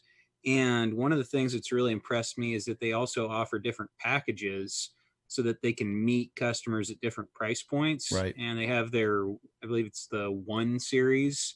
They've got 2 or 3 different models where it just comes with one magazine, doesn't come with all the, you know, the extra little belt holster and all the other stuff that I wouldn't use anyway. It's just gun and one magazine. Right. And I mean, it is right on the high point price point.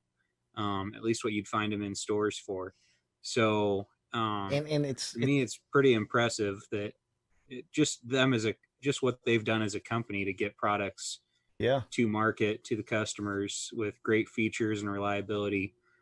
I think it's awesome. It's nuts. They've got models I didn't even know that they had. The Yeah. TP9 Elite Combat Executive. You know, it's kind of like almost looks like a, dare I say, a Zev'd TP9. That's a Salient Arms. It does. It has a Salient collaboration. Arms. Yeah, I'm looking at it right now. Holy cow! Yeah, that's a collaboration from Salient. Yeah, I've had well, Ashley's sitting here, so I won't mention whether I've had any saved in my shopping carts or not. But right? Yeah, can neither confirm nor it's deny. Entirely possible. Yeah. So no, I've got a P10C suppressor ready sitting in a box that I would straight up trade for an SFX right now. Yeah. Well, I mean, they give you great features out of the box. I've got a buddy that's got a couple. Actually have recommended them to 2 friends that were looking for striker fired guns.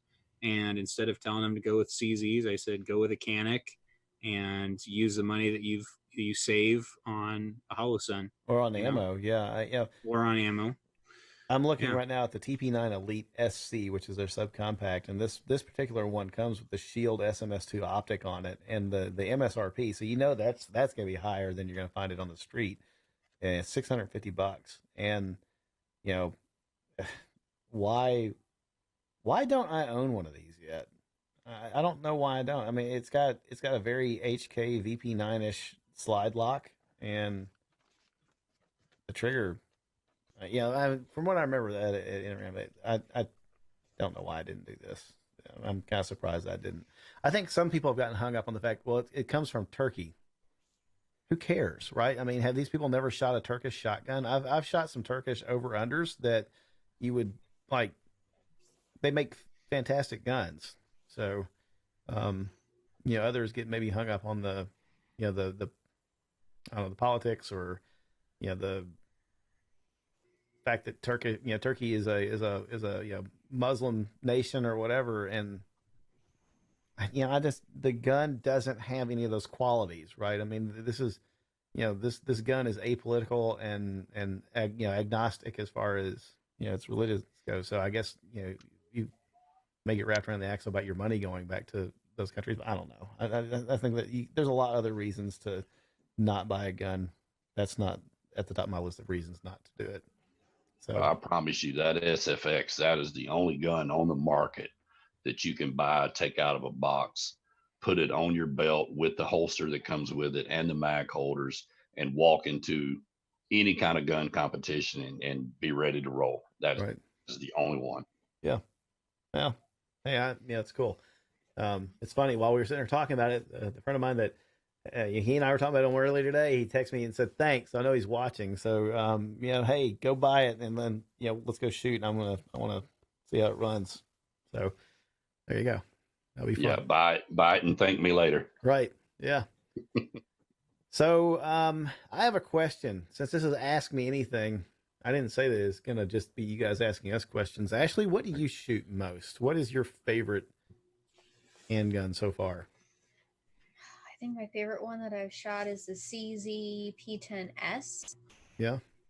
We used to have 2 of those. I think they're both gone. No, just one. Just one of them is gone. We were looking at that for me to be a carry gun, but I can't conceal a double stack. So unfortunately, Right. I had to go with a shield. But that S was just so nice to shoot. And I think part of it was also that there was a Holosun 508T on it. Yeah, Yeah. probably. In the ring reticle. Yep. And I could find that dot so quickly with the Yeah. ring. So Yeah. What I decided, I initially got one that wasn't optics ready, and then the company I bought it from tried screwing me over with a $80 restocking fee plus shipping on something that they didn't display the SKU for. And so I just decided to sell the optics ready model, and eventually this one will go off to JagerWorks and get milled for 508 T, whether it's version 1 or version 2. So yeah, we have another one sitting in one of my gun cases that is still Ashley's, but it's just going to have a dedicated optic instead of just being on the plate. And it might get some I do have a 20% off code for Blown Deadline LLC. So I'm thinking that Ashley's gun deserves a little Cerakote, maybe. What is Maybe this dress gonna? it Is up that a gonna bit. keep you from selling the next gun of hers, or what? Like, I don't know. It'll just be personalized. Yeah. Yeah. No, I mean, it's not going to be a carry gun anyway, or at least not might be. concealed. yeah, I can't Not conceal at least it. not concealed. So yeah. But yeah, Yep. she was Well- doing really well with that. What were you gonna say, Mark? I was just gonna say happy to give Mike at Blown Deadline a shout out. They do some, pretty damn amazing work up there. One of the best Cerakoters in the business, and now doing some very unique, awesome stuff with laser engraving too. Yeah. Mhm. And the combination that you can achieve between a laser and a Cerakote Pro is pretty substantial. And if you go look at his Instagram and stuff like that, you'll see. And he's just a super good dude. I catch up with him at a lot of shows and stuff like that, and have spent some good time and had a couple beers with him plenty of times, and definitely a great guy. I've got a couple projects in his hands as we speak as well too. Correct me if I'm wrong. Doesn't he do a lot of the Cerakote collaboration? And I may be completely wrong about this, but with dude from Battlecock that does the the stippling framework. Yeah. He also does agency arms. He does a lot of Aero precision guns from Aero directly. Yeah. He's definitely got his shit together when it comes to Cerakote. One of the best in the biz, Right, for sure. I mean, I know a lot of good Cerakoters, but Mike has definitely built a really great business and a great name. and I mean he's got a good reputation, and that's built on a track record, right? So man, and the if you go to his Instagram and see any of his pictures, you'll see he's got a washer / shim in every single what is picture. the story with that? It's so damn funny, and he's a man of principle like me, and he's stuck to this since, man, it's been over a year now. So he did a job on a gun, some sort of a CZ variant of a rifle, and he did the Cerakote job and sent it back to the guy, and the guy wrote this book review on his social media giving Mike a 1-star, saying that he's claimed that he's probably a drug addict, and went on and on and on, because when he sent it back, he stole the shims to the muzzle device that were special shims, left-handed shims, and he stole the left-handed shims from the muzzle device on the build and didn't send them back with the gun.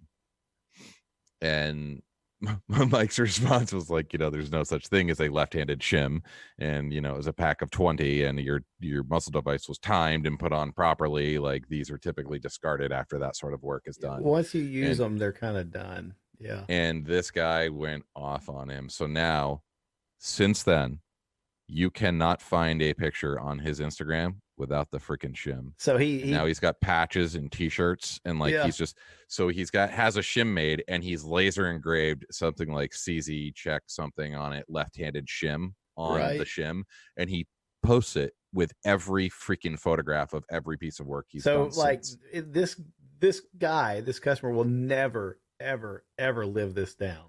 It's epic. That you know what I mean? It's just like going on. It's like any day he's going to stop. It's like, nope, now he's got t-shirts. Yeah.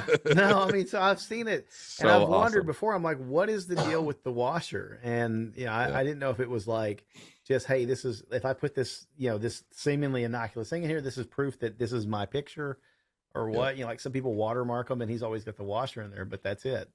Yep. So now that's it's patches, hysterical. It's sticker. Yeah, it's unreal. So it's every picture. I mean, that would be a fun episode. I wonder if we can get him to come on and just talk to us about. I'll talk to him this week. I talk to him about a couple other things. So it would be great to get him on. He'd love to tell that story, I think. Yeah. I mean, we'll let him do that. Maybe the album art for that podcast will be just a shim. Yep. Right. So why not? Yep. But man, funny stuff. He's a good dude, and he and his wife run the business, and he's got some employees and does some really good stuff. So absolutely happy to plug them. That's neat. That's fun. Now I know, right? That's probably a thing that I didn't know about, what that what the background was on that story. So now you know. If you've watched this episode and that clicked for you, you are welcome. And it's funny because he posts every single day. Yeah. Every time I see the washer, I still smile. It's always there. I still smile every single time. That's funny. It's like, you've got it, man. Yeah. I mean, calling him a drug addict and a thief and all these other things. It's just like, he's like, no, I'm not a drug addict. I was going through chemotherapy because I have cancer. You know what I mean? Like, the guy was just a complete asshole in the review, and Mike just, hit it hard. Yeah. Well, he deserves it, man. Absolutely. That's funny. I mean, I wonder. Every so often I would just email that guy and say, "Hey, man, have you noticed I'm still putting your shims and all these pictures?" I mean, just tag him in every single post. Right. Just to twist that knife a little bit. That's funny. God, I love it. Man, yeah. I have a question too. All right. Changing gears. And I meant to mention this last time, and I had it on the tip of my tongue, and you're like, "Well, we were going on 3 hours or whatever it was." And I was just like, "Yeah, we'll save it for next time." We're an hour and 45 minutes according to the live stream, and an hour and 40 on the recorder. So yep. I don't know why those two don't match up. I do. I know why. So I got a question, and for listeners on YouTube, post it in the comments. People in the Shooters Nation community, comment there. What are you doing with your free time to pass the time when you're in some sort of a quarantine / lockdown, stuff like that? Because I know I've picked up a new quote unquote hobby, habit, or whatever you want to call it, that I've been doing very regularly and absorbing quite a bit of my late night time, that I typically, I guess, would have been doing something different. Other than the Tiger King. This is something other than Tiger King. Right, yeah. I think I know what it is. I think I know what you're talking about. Yeah? Yeah. I think so. You and I've talked about this one. We won't, don't go into it yet, but I don't know. Yes. So, we'll ask the folks here. I mean, Kelly, what are you doing with your free time right now? "Quote unquote" free time. This is it. Yeah. I'm lucky because my job schedule has been pretty much the same. So my free time has been more at home lately, like everybody else. Mainly doing projects around the house, installing a new garage door opener. There you go. Cleaning up the basement, rearranging all that good sort of stuff. But like Jordan said, I've got a Baofeng handheld that it's been sitting dormant for forever, and I'm finally learning how to use it. And I the last kind of not really quarantine in place, but kind of the last downturn we had kind of prompted me to build a reloading room downstairs. Cool. And and I think we kind of touched on this, a couple of sessions ago or a couple of weeks ago about the, kind of the age gap in the shortwave radio community. And I've Yeah. noticed that kind of gap exists in the reloading community as well. Oh yeah. Yeah, it does. I think there's a lot of new blood out there that really, it needs some guidance as far as, how to really dial in, the intricacies of setting up reloading, um, all the different die settings and that sort of thing, and that go into it, and what you're looking for as far as a finished product, and a lot of trepidation before you take something out that essentially has, well, no, it's not essentially, it is an explosive, and putting it into a firearm and trying not to blow yourself and the guy next to you up before you cook one off. So that's kind of where I've been putting my time is shortwave radio, reloading, things along those lines. Yeah. You're right about that. The reloading community does seem like there's a pretty big age gap there, or at least maybe the younger crowd that's doing it doesn't talk about it that much. Yeah, I think maybe you find also that those folks might be, and they might fall into like the competitive shooting category or precision long range shooting category, that kind of thing. Probably more commonly.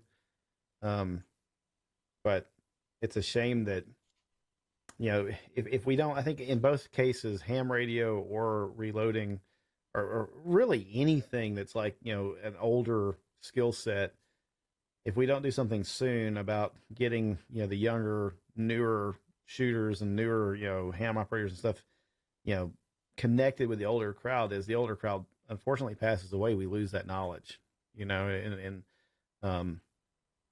yeah. So that's kind of a sobering thought.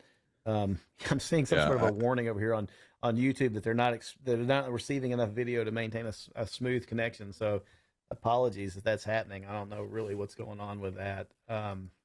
We'll see. I found it to be very, I guess, frustrating because the ham radio community and the process it is to get your licenses is, I think, kind of ridiculous. It's like Stone Age and very archaic, and it's like, here it is. This is what this is about. These are when we need this the most. Yet all of the testing has been canceled, and it's so damn hard. And it's 2020. You know what I mean? Let's get with the technology. Let's get with the times a little bit, and let's make this possible for people. I mean, talk about a community that is, has it's begging for the younger community to get involved. And I can think of literally 10 guys right now that are in the same predicament as me, that are honest, upfront people that actually will study for this test and want to be able to take it and want to be able to use it and want to be able to, join these clubs and do good for the clubs. But like, I can't even press the PTT button on my freaking radios, and it pisses me off. I think it's really crappy that there is no option. And I know they're working on it. I know they're working on it, but it's snail's pace, and it's not. I mean, from everything I've heard, this is nothing that's going to happen in the next few weeks. This is months away minimum, and that's kind of defeats the whole purpose. I mean, I think it's annoying to me. It is very. They're very behind the times on the testing and certification process. It's very manual. I'm sure that's how they've kept their costs low, and it's also probably maybe what the older crowd that's historically, as I said, the older crowd that's historically been administering these tests and the classes and stuff, that's what they're used to, right? But a person that's in their 60s now was, 20 years ago, we still had the internet, and they were in their 40s. So I think the age gap and the differences are starting to kind of collapse on each other. and we'll see more modern approaches to testing and certification on ham. I hope. If they don't, that's a utility that could be in like endangered status, right? I think Mark, I don't know if we talked about this on the episode before, but California, the state took back some land that they had allowed a ham club or two to have a radio repeater tower on, and ham radio is used for by storm chasers. It's used by backpackers, off-road enthusiasts, you name it. It's more reliable in places that you can't even possibly get a cell signal, and it's a very useful emergency utility. And the state of California said, well, we don't think people are using it enough, so we're going to take it away. Bad on them for doing it, but can you really argue against it if enough people weren't using it? The danger of that is if people don't get more involved in ham, or at least a younger participant doesn't get more involved in amateur radio, ham radio, sooner or later the FCC, at least in the United States, has very little reason not to give those frequencies, radio frequencies, to somebody that wants to use them for commercial purposes or whatever. And that's where you run into a problem. So I mean, maybe you know better than me, but like the FCC has approved the online testing. I don't know, right? Because no, they have. Okay. So like, where's the bottleneck? I mean, is it like the FUDs in high up in ham saying Maybe. like, oh, this needs to be, and so now like the people that are doing it online is based on clubs that are approving it. Yeah. But they still need proxies, and they still need a proxy or somebody standing over their shoulder to make sure they're not looking at the answers and then cheating. You know what I mean? So it kind of defeats the whole freaking purpose. Well, and what's really frustrating about that in particular is that, so let me back up before I make that point. In the United States, you've got the FCC that, of course, is the regulating body over radio communication, all sorts of electronic communication, right? But Federal Communications Commission, they are the ones that license ham operators in the United States. When you get your ham operator's license, it doesn't come from the American Amateur Radio League, ARRL. It comes from the FCC. The ARRL, though, is the group, the nonprofit in the United States that is the one that really publishes the test pools and the questions and the tests and et cetera. So you got kind of this weird relationship there between the two organizations. One's government, one's not. The ARRL is probably the organization that needs to step up and make testing possible on the internet wholesale for everybody, and not just at club level, right? I'm a member. I renew not annually. I probably renew every 18 months because, at month 11, they start sending out the renewals, and I look at it and go, why the hell do I want to do this? What am I getting out of this group? Nothing, right? Now, some local clubs require you to be a member of the ARRL, and I think that's a little weird. It feels a bit like a multi-level marketing scheme. But, in order to become a member of a local club, you got to be a member of the ARRL and support it. I guess they're just trying to funnel funds up to the one national organization that they can. But that's still who I think needs to step up and make online testing possible. There's online classes. And so I think the point that I was going to make a moment ago is cheating is such a ridiculous concept in ham radio because the ARRL, who writes the tests and provides the testing material to the VCs, the volunteer coordinators that do the testing or administer the testing, they publish the question and answer pool online, right? And there's maybe 1,000 questions, but you can literally go study exactly verbatim what's going to be on the test.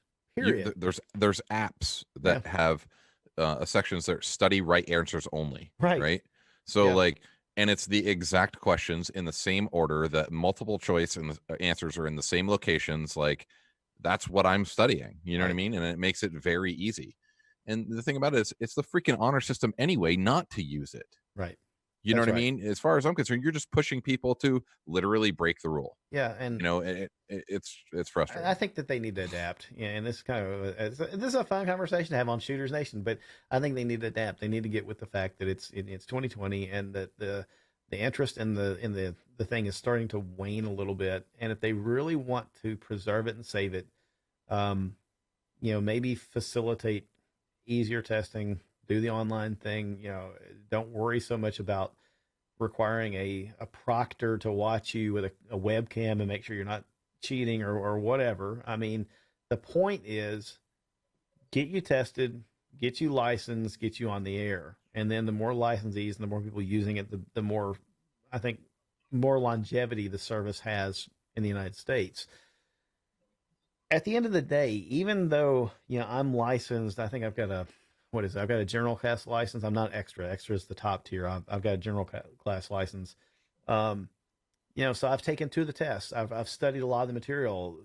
15 years ago, I probably knew more of it off the top of my head than I do right now because it's fresh in mind. At this moment, I could hop on the radio and without meaning to, I could do something that violates the rules.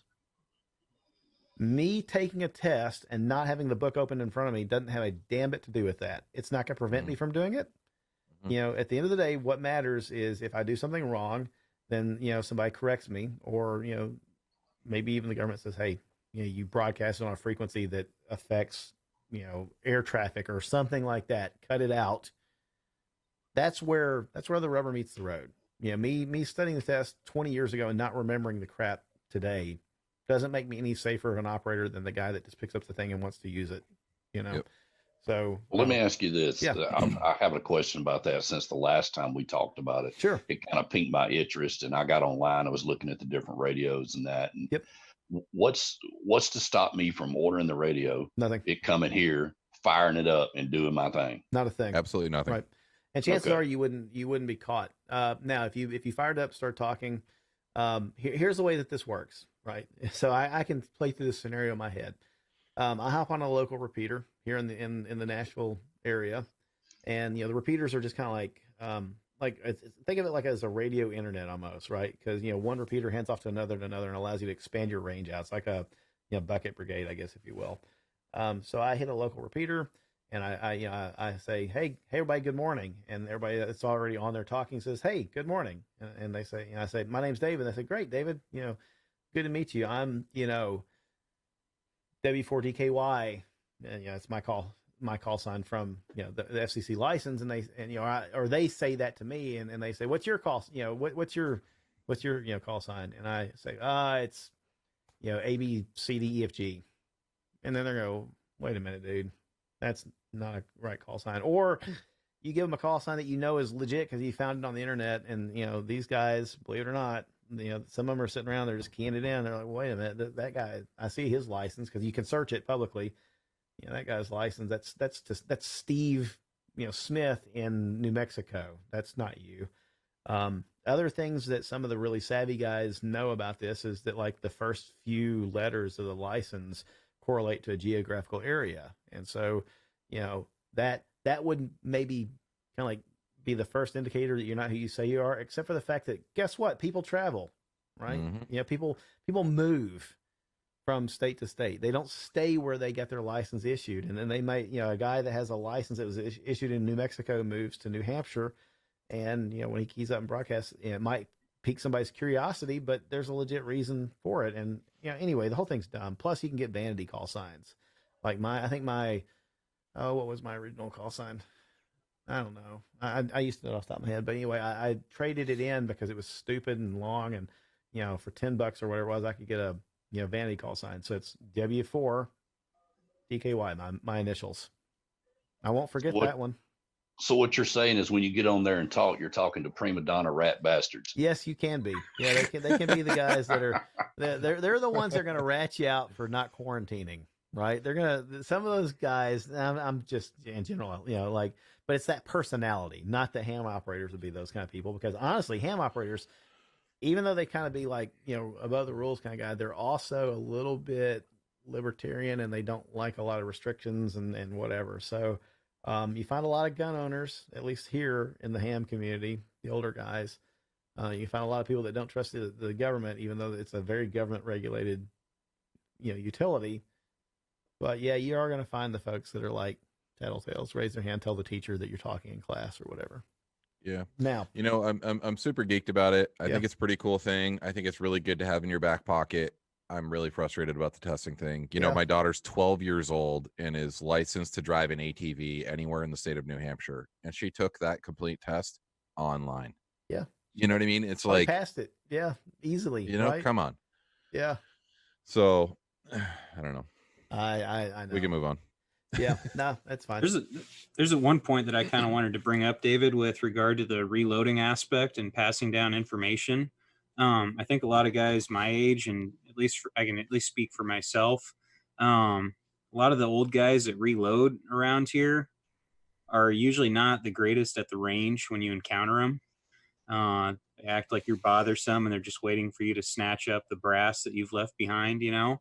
And so the guys that are interested tend to get their info from YouTube, and there's a lot of great channels, a lot of great information online, but that can all disappear very quickly.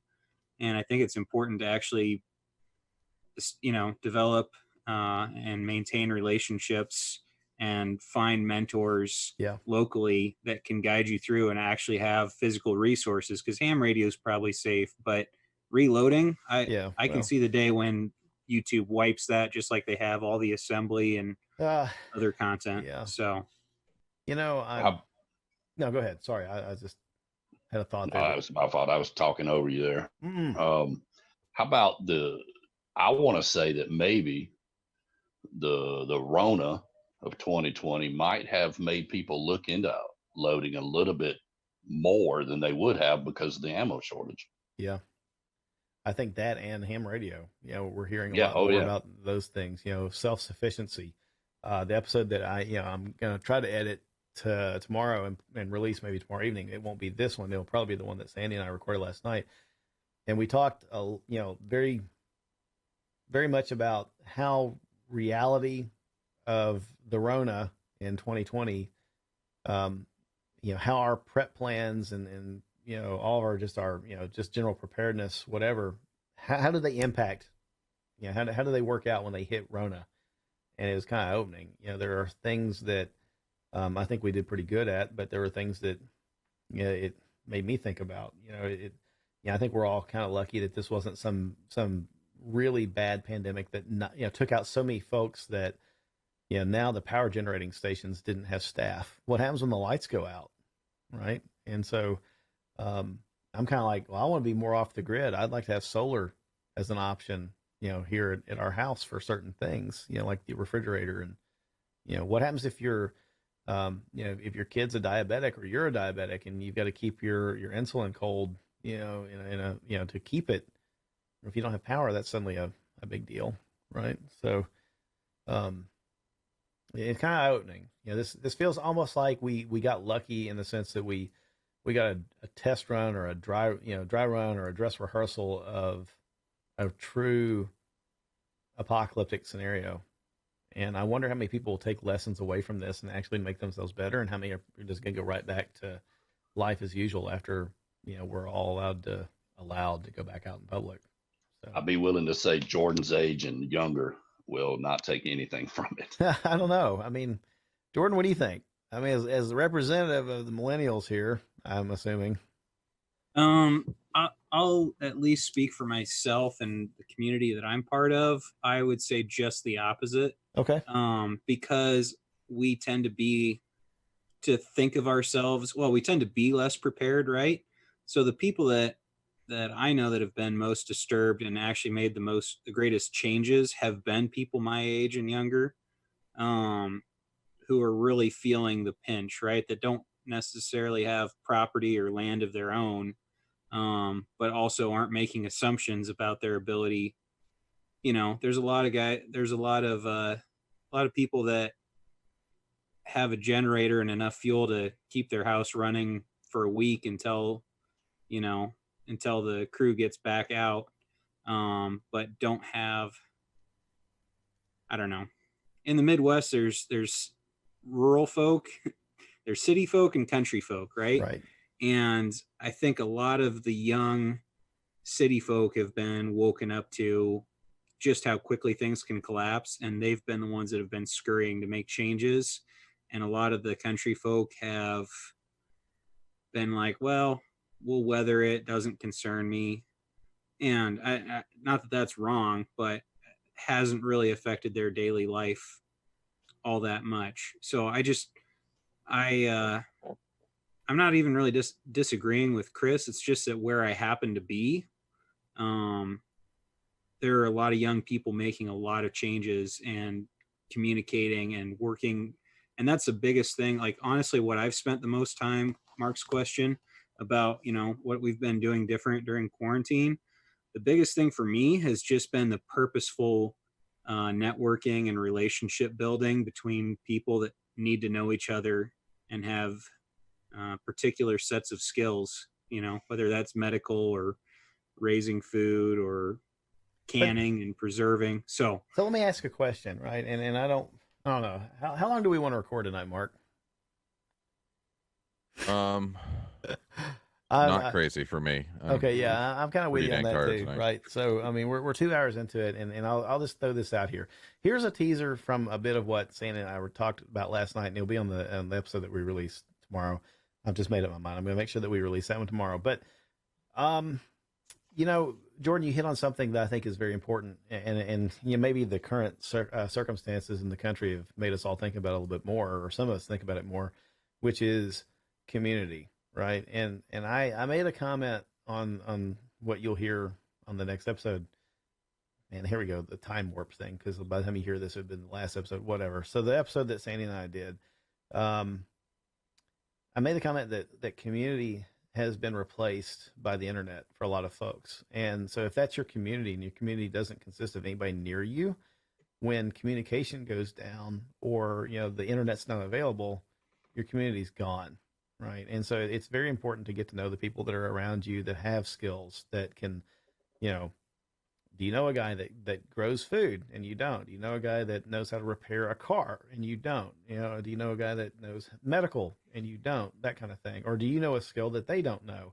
Now suddenly, you're useful. And I kind of jokingly labeled one of our first quarantine episodes a few weeks ago with the subtitle, or maybe I put it is in the show notes, but it's like, you can't wipe your rear end with gold bars, right? Who thought that toilet paper was going to become a commodity, like, a currency? And suddenly it was like really valuable. But a lot of folks had this idea that when the apocalypse happened and the grid collapses and we go full Walking Dead, that the thing that you need is a stash of gold and silver bullion, because the US dollar won't be worth anything. I'm like, I don't think I'd give a shit about gold or silver if I couldn't feed my family. And what I'm going to be more interested in is kind of barter things to get food. Right. So, there you go. You can't lug it around in a backpack. I promise you that. No. I mean, ammo. Can you manufacture ammo? Can you cast bullets? Can you reload? I bet you're valuable if like society has collapsed and, the Remington plant isn't cranking out ammo anymore. So, yeah, I don't know. Happy thought. Mark, I think I could pick your brain a lot. We could have a fun episode talking about setting up off the grid, because you've had experience with that with the cabin. Mm-hmm. Yeah. I'm learning all the time too. I'm in a bunch of groups and learning about that kind of stuff, and like capturing water and filtering water and uses for solar and best practices for solar, and by getting the most out of a minimal system, and a lot of cool things. Yeah, cool stuff. Awesome. So last round of questions. I'll open it up. Chris, Kelly, Jordan, Ashley, y'all have any questions that we want to answer before we end the show, or anybody that's watching on YouTube? If you're suffering through the crappy internet speeds that I'm getting here at the headquarters, I apologize, but if you type in a message or a question, we'll try to get it answered real quick. I got one I wanted to ask. Fire away. I've been kicking around building a 9mm carbine, mm-hmm. and I was talking to a friend of mine the other day, and he has way more guns than I do, and he said, here's the thing about pistol caliber carbines. Yeah, they're cool and they're good to build, and yeah, you can use the same ammo you do in your carry pistol. That's great and all, but when you can build a gun that has an adjustable stock, that's this long and not have to have a stamp for it, it'll fit in a backpack. Why not build something that's 223 or 300 blackout and just have that power? What do you think? Yeah, I mean, I think we kind of touched on this a couple episodes ago, maybe. And I mean, I was kind of in the same boat. I thought it was cool. I thought it was great to have the same magazine, my carry gun mag, I'll stuff into this other mag, and so on and so forth. But then when I think about it, like when it comes down to it, if I'm going to be going for a rifle, like I'm just going to go for a 5.56 rifle. I'm going to add the distance and the range that I need, potentially need.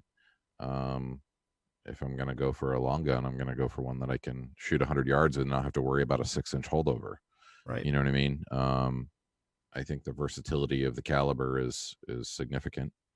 And I think that if I've got the time to go for a rifle, that's where I'm going to go.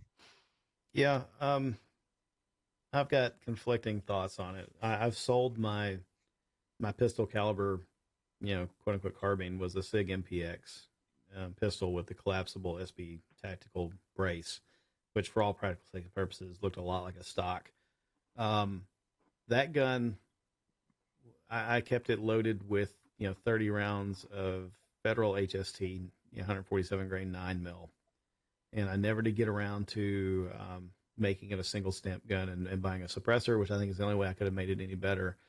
But that was that was such a fun blaster. And the guy that bought it from me, is a good friend, he loves it too. And I told him, I said, dude, this is going to eat you alive in ammo. Because when you see how much fun this is to shoot at the range, you just get stupid and you forget that it's a lot more expensive to shoot than a 22 caliber, is. But it felt about like that. I could, with no effort at all, with a cheap Vortex, red dot on it, at 20 yards, I could just cloverleaf 30 rounds. And like, wow, that is really cool.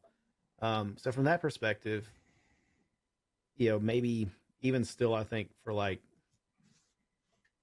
home defense, kind of hard to beat that, right?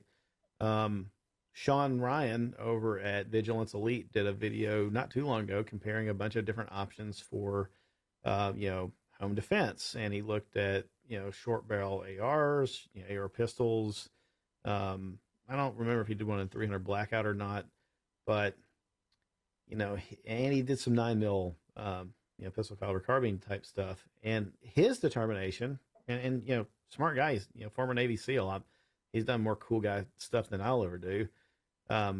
He set up some backstops with different, bits of drywall and other materials, and like even had he and a friend built a framework so that you had drywall for interior wall, maybe some insulation, exterior wall, or I'm sorry, 2 interior walls for in the room of a house, and back from it a little bit, another drywall, insulation, and then like siding, shingle siding on the outside. And the whole point was what goes through all of this. And 5.56, went through pretty much all of it. 7.62 by 39, like an AK, definitely went through every bit of it. A couple of other things, that he shot, went through it all. The one that stopped before going completely outside the house in this scenario was the 9mm, which is interesting because, we did an episode with Mike Cicino, and, we talked about that, and certain 5.56 rounds won't overpenetrate like that, perhaps. And it's just interesting to me to see how different rifles, different scenarios play out differently. Guns, Mark, we talked about this, like shooting at a car door, the things that you've done, it's very unpredictable what it's going to do. Like you think what the gun's going to do, and it just surprises you and does something different, right? Yep. So I think if I were doing it for inside the house, I would probably go ahead and do 9mm if I could. Otherwise, I'm probably going 300 blackout in a gun of that size, or 5.56 if you don't want to go 300 and you want to run supersonic or whatever. But 300 blackout subsonic. If you load your own rounds and you dial it in so it's still cycling a gun, but you're not putting a maximum amount of powder behind it, it's going to be really quiet. It's going to hit kind of heavy, but not have the velocity, muzzle velocity that might become very risky through barriers and things. Hell, I don't know. I'd do both, I guess. I think, well, yeah, There there you is go. no That's answer. always the right answer. It's the safe answer. Both is right? always the right answer. Yeah. I would just yeah. say I would just figure out what when you get your secondary, but I don't carry it around in a backpack anymore. I've got 300 blackout, right? So kind of for the reasons that Mark stated, it's still a good, fun gun, but yeah, it's more of just a more expensive 22 plinker. Like it might as well be a 22 for the use I get out of it. Doesn't mean that it isn't useful for home defense. That's a decision I made. So yeah, here's the advantage of a pistol caliber carbine: more points of contact on the weapon, right? So truly, if I'm moving through a house, if I'm moving through my house, I'm using my handgun. I got my G45 either with the comp and the X300 on it, or the one that's in front of me with the TLR7 on it. It's small, it's compact. I can maneuver through a tight space with it. I don't have to worry about banging through a doorway at night and not being aware of where my muzzle is and all that stuff. And with it being 9mm, I shoot 9mm handgun really well, so I'm not worried about my ability to take over a problem with a handgun in the house. If I feel like I need a rifle because of what's coming in the front door, man, yeah, that's a different scenario. More points of contact on the weapon, though, is something that Mike and we talked about with a pistol caliber carbine, or even a pistol, AR and 5.56 or 300 blackout. You have shoulder point of contact, cheek weld point of contact, your primary hand that's, manipulating the trigger, hand on grip, and then, hand on the front end, whether, however you're holding it, if it's on a foregrip or on the rail. A lot more stable, a lot more accurate. Follow-up shots are better. You're probably not going to worry as much at, missing what you're aiming at. With a carbine of any kind, you got more real estate for a brighter light. It's going to be better. I mean, everybody, what was it? Cooper said the purpose of a pistol is to fight your way to your long gun. So, and the other thing I think that we haven't mentioned on is reliability. Yeah. I think in my experience, I've had 2 pistol caliber carbines, and neither of them have been as reliable as my 5.56 SBR. I'll give you that. Yeah. I've heard that the one, like if you're going to do it, and you don't buy one that's ready made, like from Angstad Arms, or I think even Ballistic Advantage now has a really nice, 9mm setup. Quarter circle 10, I think has probably got the best reputation for purpose built AR style pistol caliber anything, and they make them in 9mm, 45 cal, 40 Smith & Wesson, and God's real chosen caliber 10mm. I think the next one I build that's pistol caliber anything is going to be a 10mm. Because why the heck wouldn't you? If I can go 10mm in a platform that's got more points of contact with my body and a lot more ability to mitigate recoil, and I can send 30 rounds of angry 10mm at somebody, sign me up. I got a box of Underwood that would really make a nasty mess of a home invader. So it's a weird. I don't know. It's weird. I don't know why I haven't built a 10mm pistol caliber carbine yet. I could. Maybe it's my next project. Maybe that's where my stimulus check's going. Speaking of that, the Ruger PC Charger, is the one advantage I think that pistol caliber carbine may have is, for all of us could, if we had to, could clear a house with a Glock 17 or whatever's handy, but a new shooter, might be much more comfortable with those 3 points of contact. With a pistol caliber carbine, and less recoil, and it just might be less intimidating. Than a 300 blackout or a 5.56, that sort of thing. Plus, I just really want to blow some money on that thing. That it just seems that is a really neat looking gun, isn't it? I mean, and they've I'm sure it's like the other Ruger pistol caliber anything. It'll do M&P mags as well as Glock mags, if I'm not mistaken. Yep, exactly. So, yeah. I'm sitting here. I'm trying to figure out why our internet bandwidth is so crappy tonight, and this was just, I don't know. It just happens. I'm lucky that I've got fast internet sometimes, I guess, but relatively fast. YouTube is just chirping at me over here on the screen, telling me that our bandwidth is not good enough. So maybe we're being throttled because of our content. Who knows? That's a joke. Good place to wrap up, maybe. Yeah. So appreciate all of you who have shown up tonight to chat with us. The few of y'all that have shot things over in the YouTube chat, that's good. Appreciate it. The others that have messaged either by email or in the Zoom chat, we appreciate that as well. I think Mark, video is here to stay for us. This works well enough that I don't know why it's easy now. We'll just keep doing this. So moving forward, this will be a thing.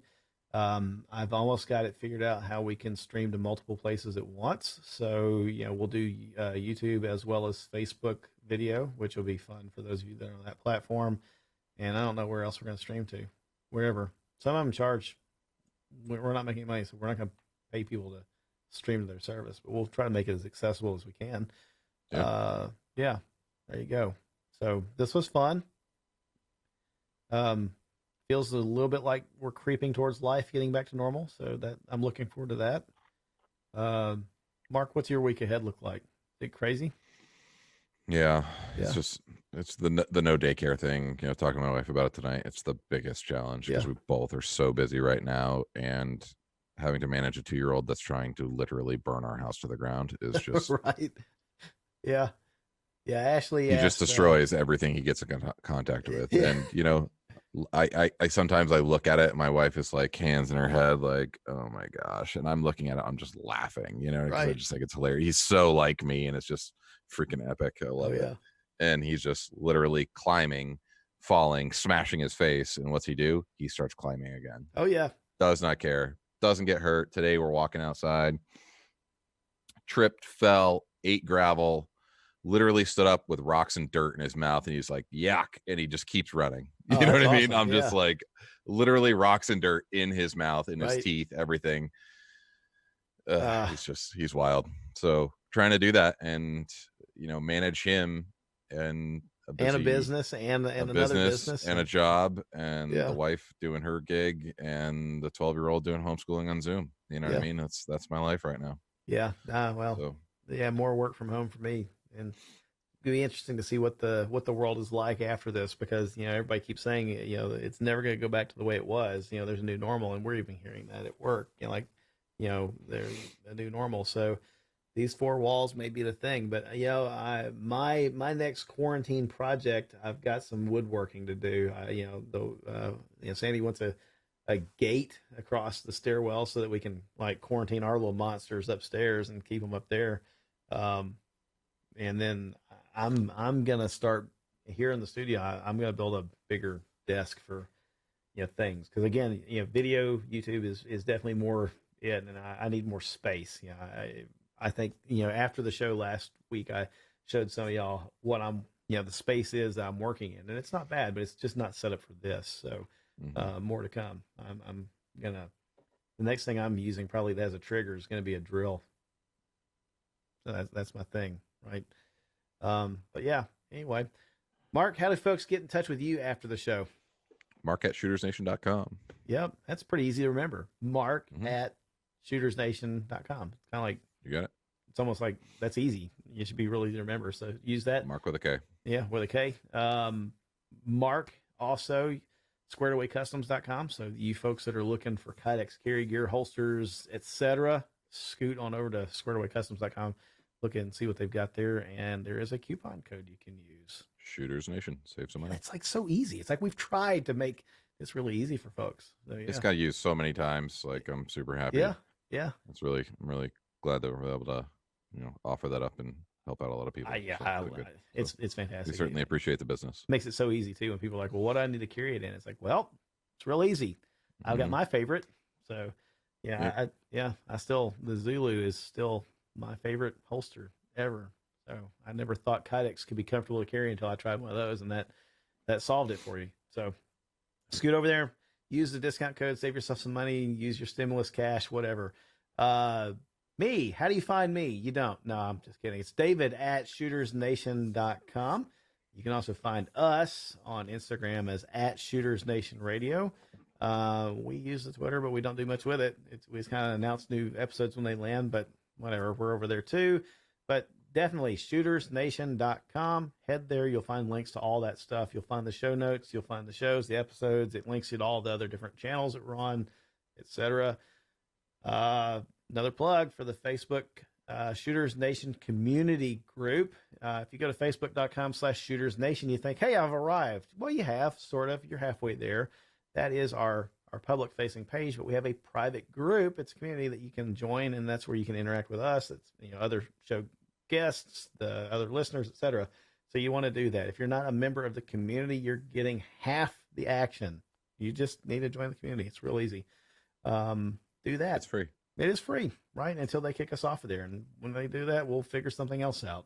So, but yeah, thanks to everybody that signed in tonight, that joined us. We appreciate it. It's good to see you all. Hope they have a good week ahead. Jordan, Ashley, thank you. Ashley, keep him out of trouble. I mean, you bought him, right? I mean, he's yours now. You got to feed him, take care of him. So, appreciate you doing that. I don't know if I bought him because he's the one who bought the engagement ring, so I'm not sure which way this goes. Again, it's nice of you to let him think that he had a choice there. But Kelly, thanks for joining us. Chris, thank you. Appreciate it. Those of you that were watching, again, thank you very much. And have a good week. And we'll talk to you again soon. See ya.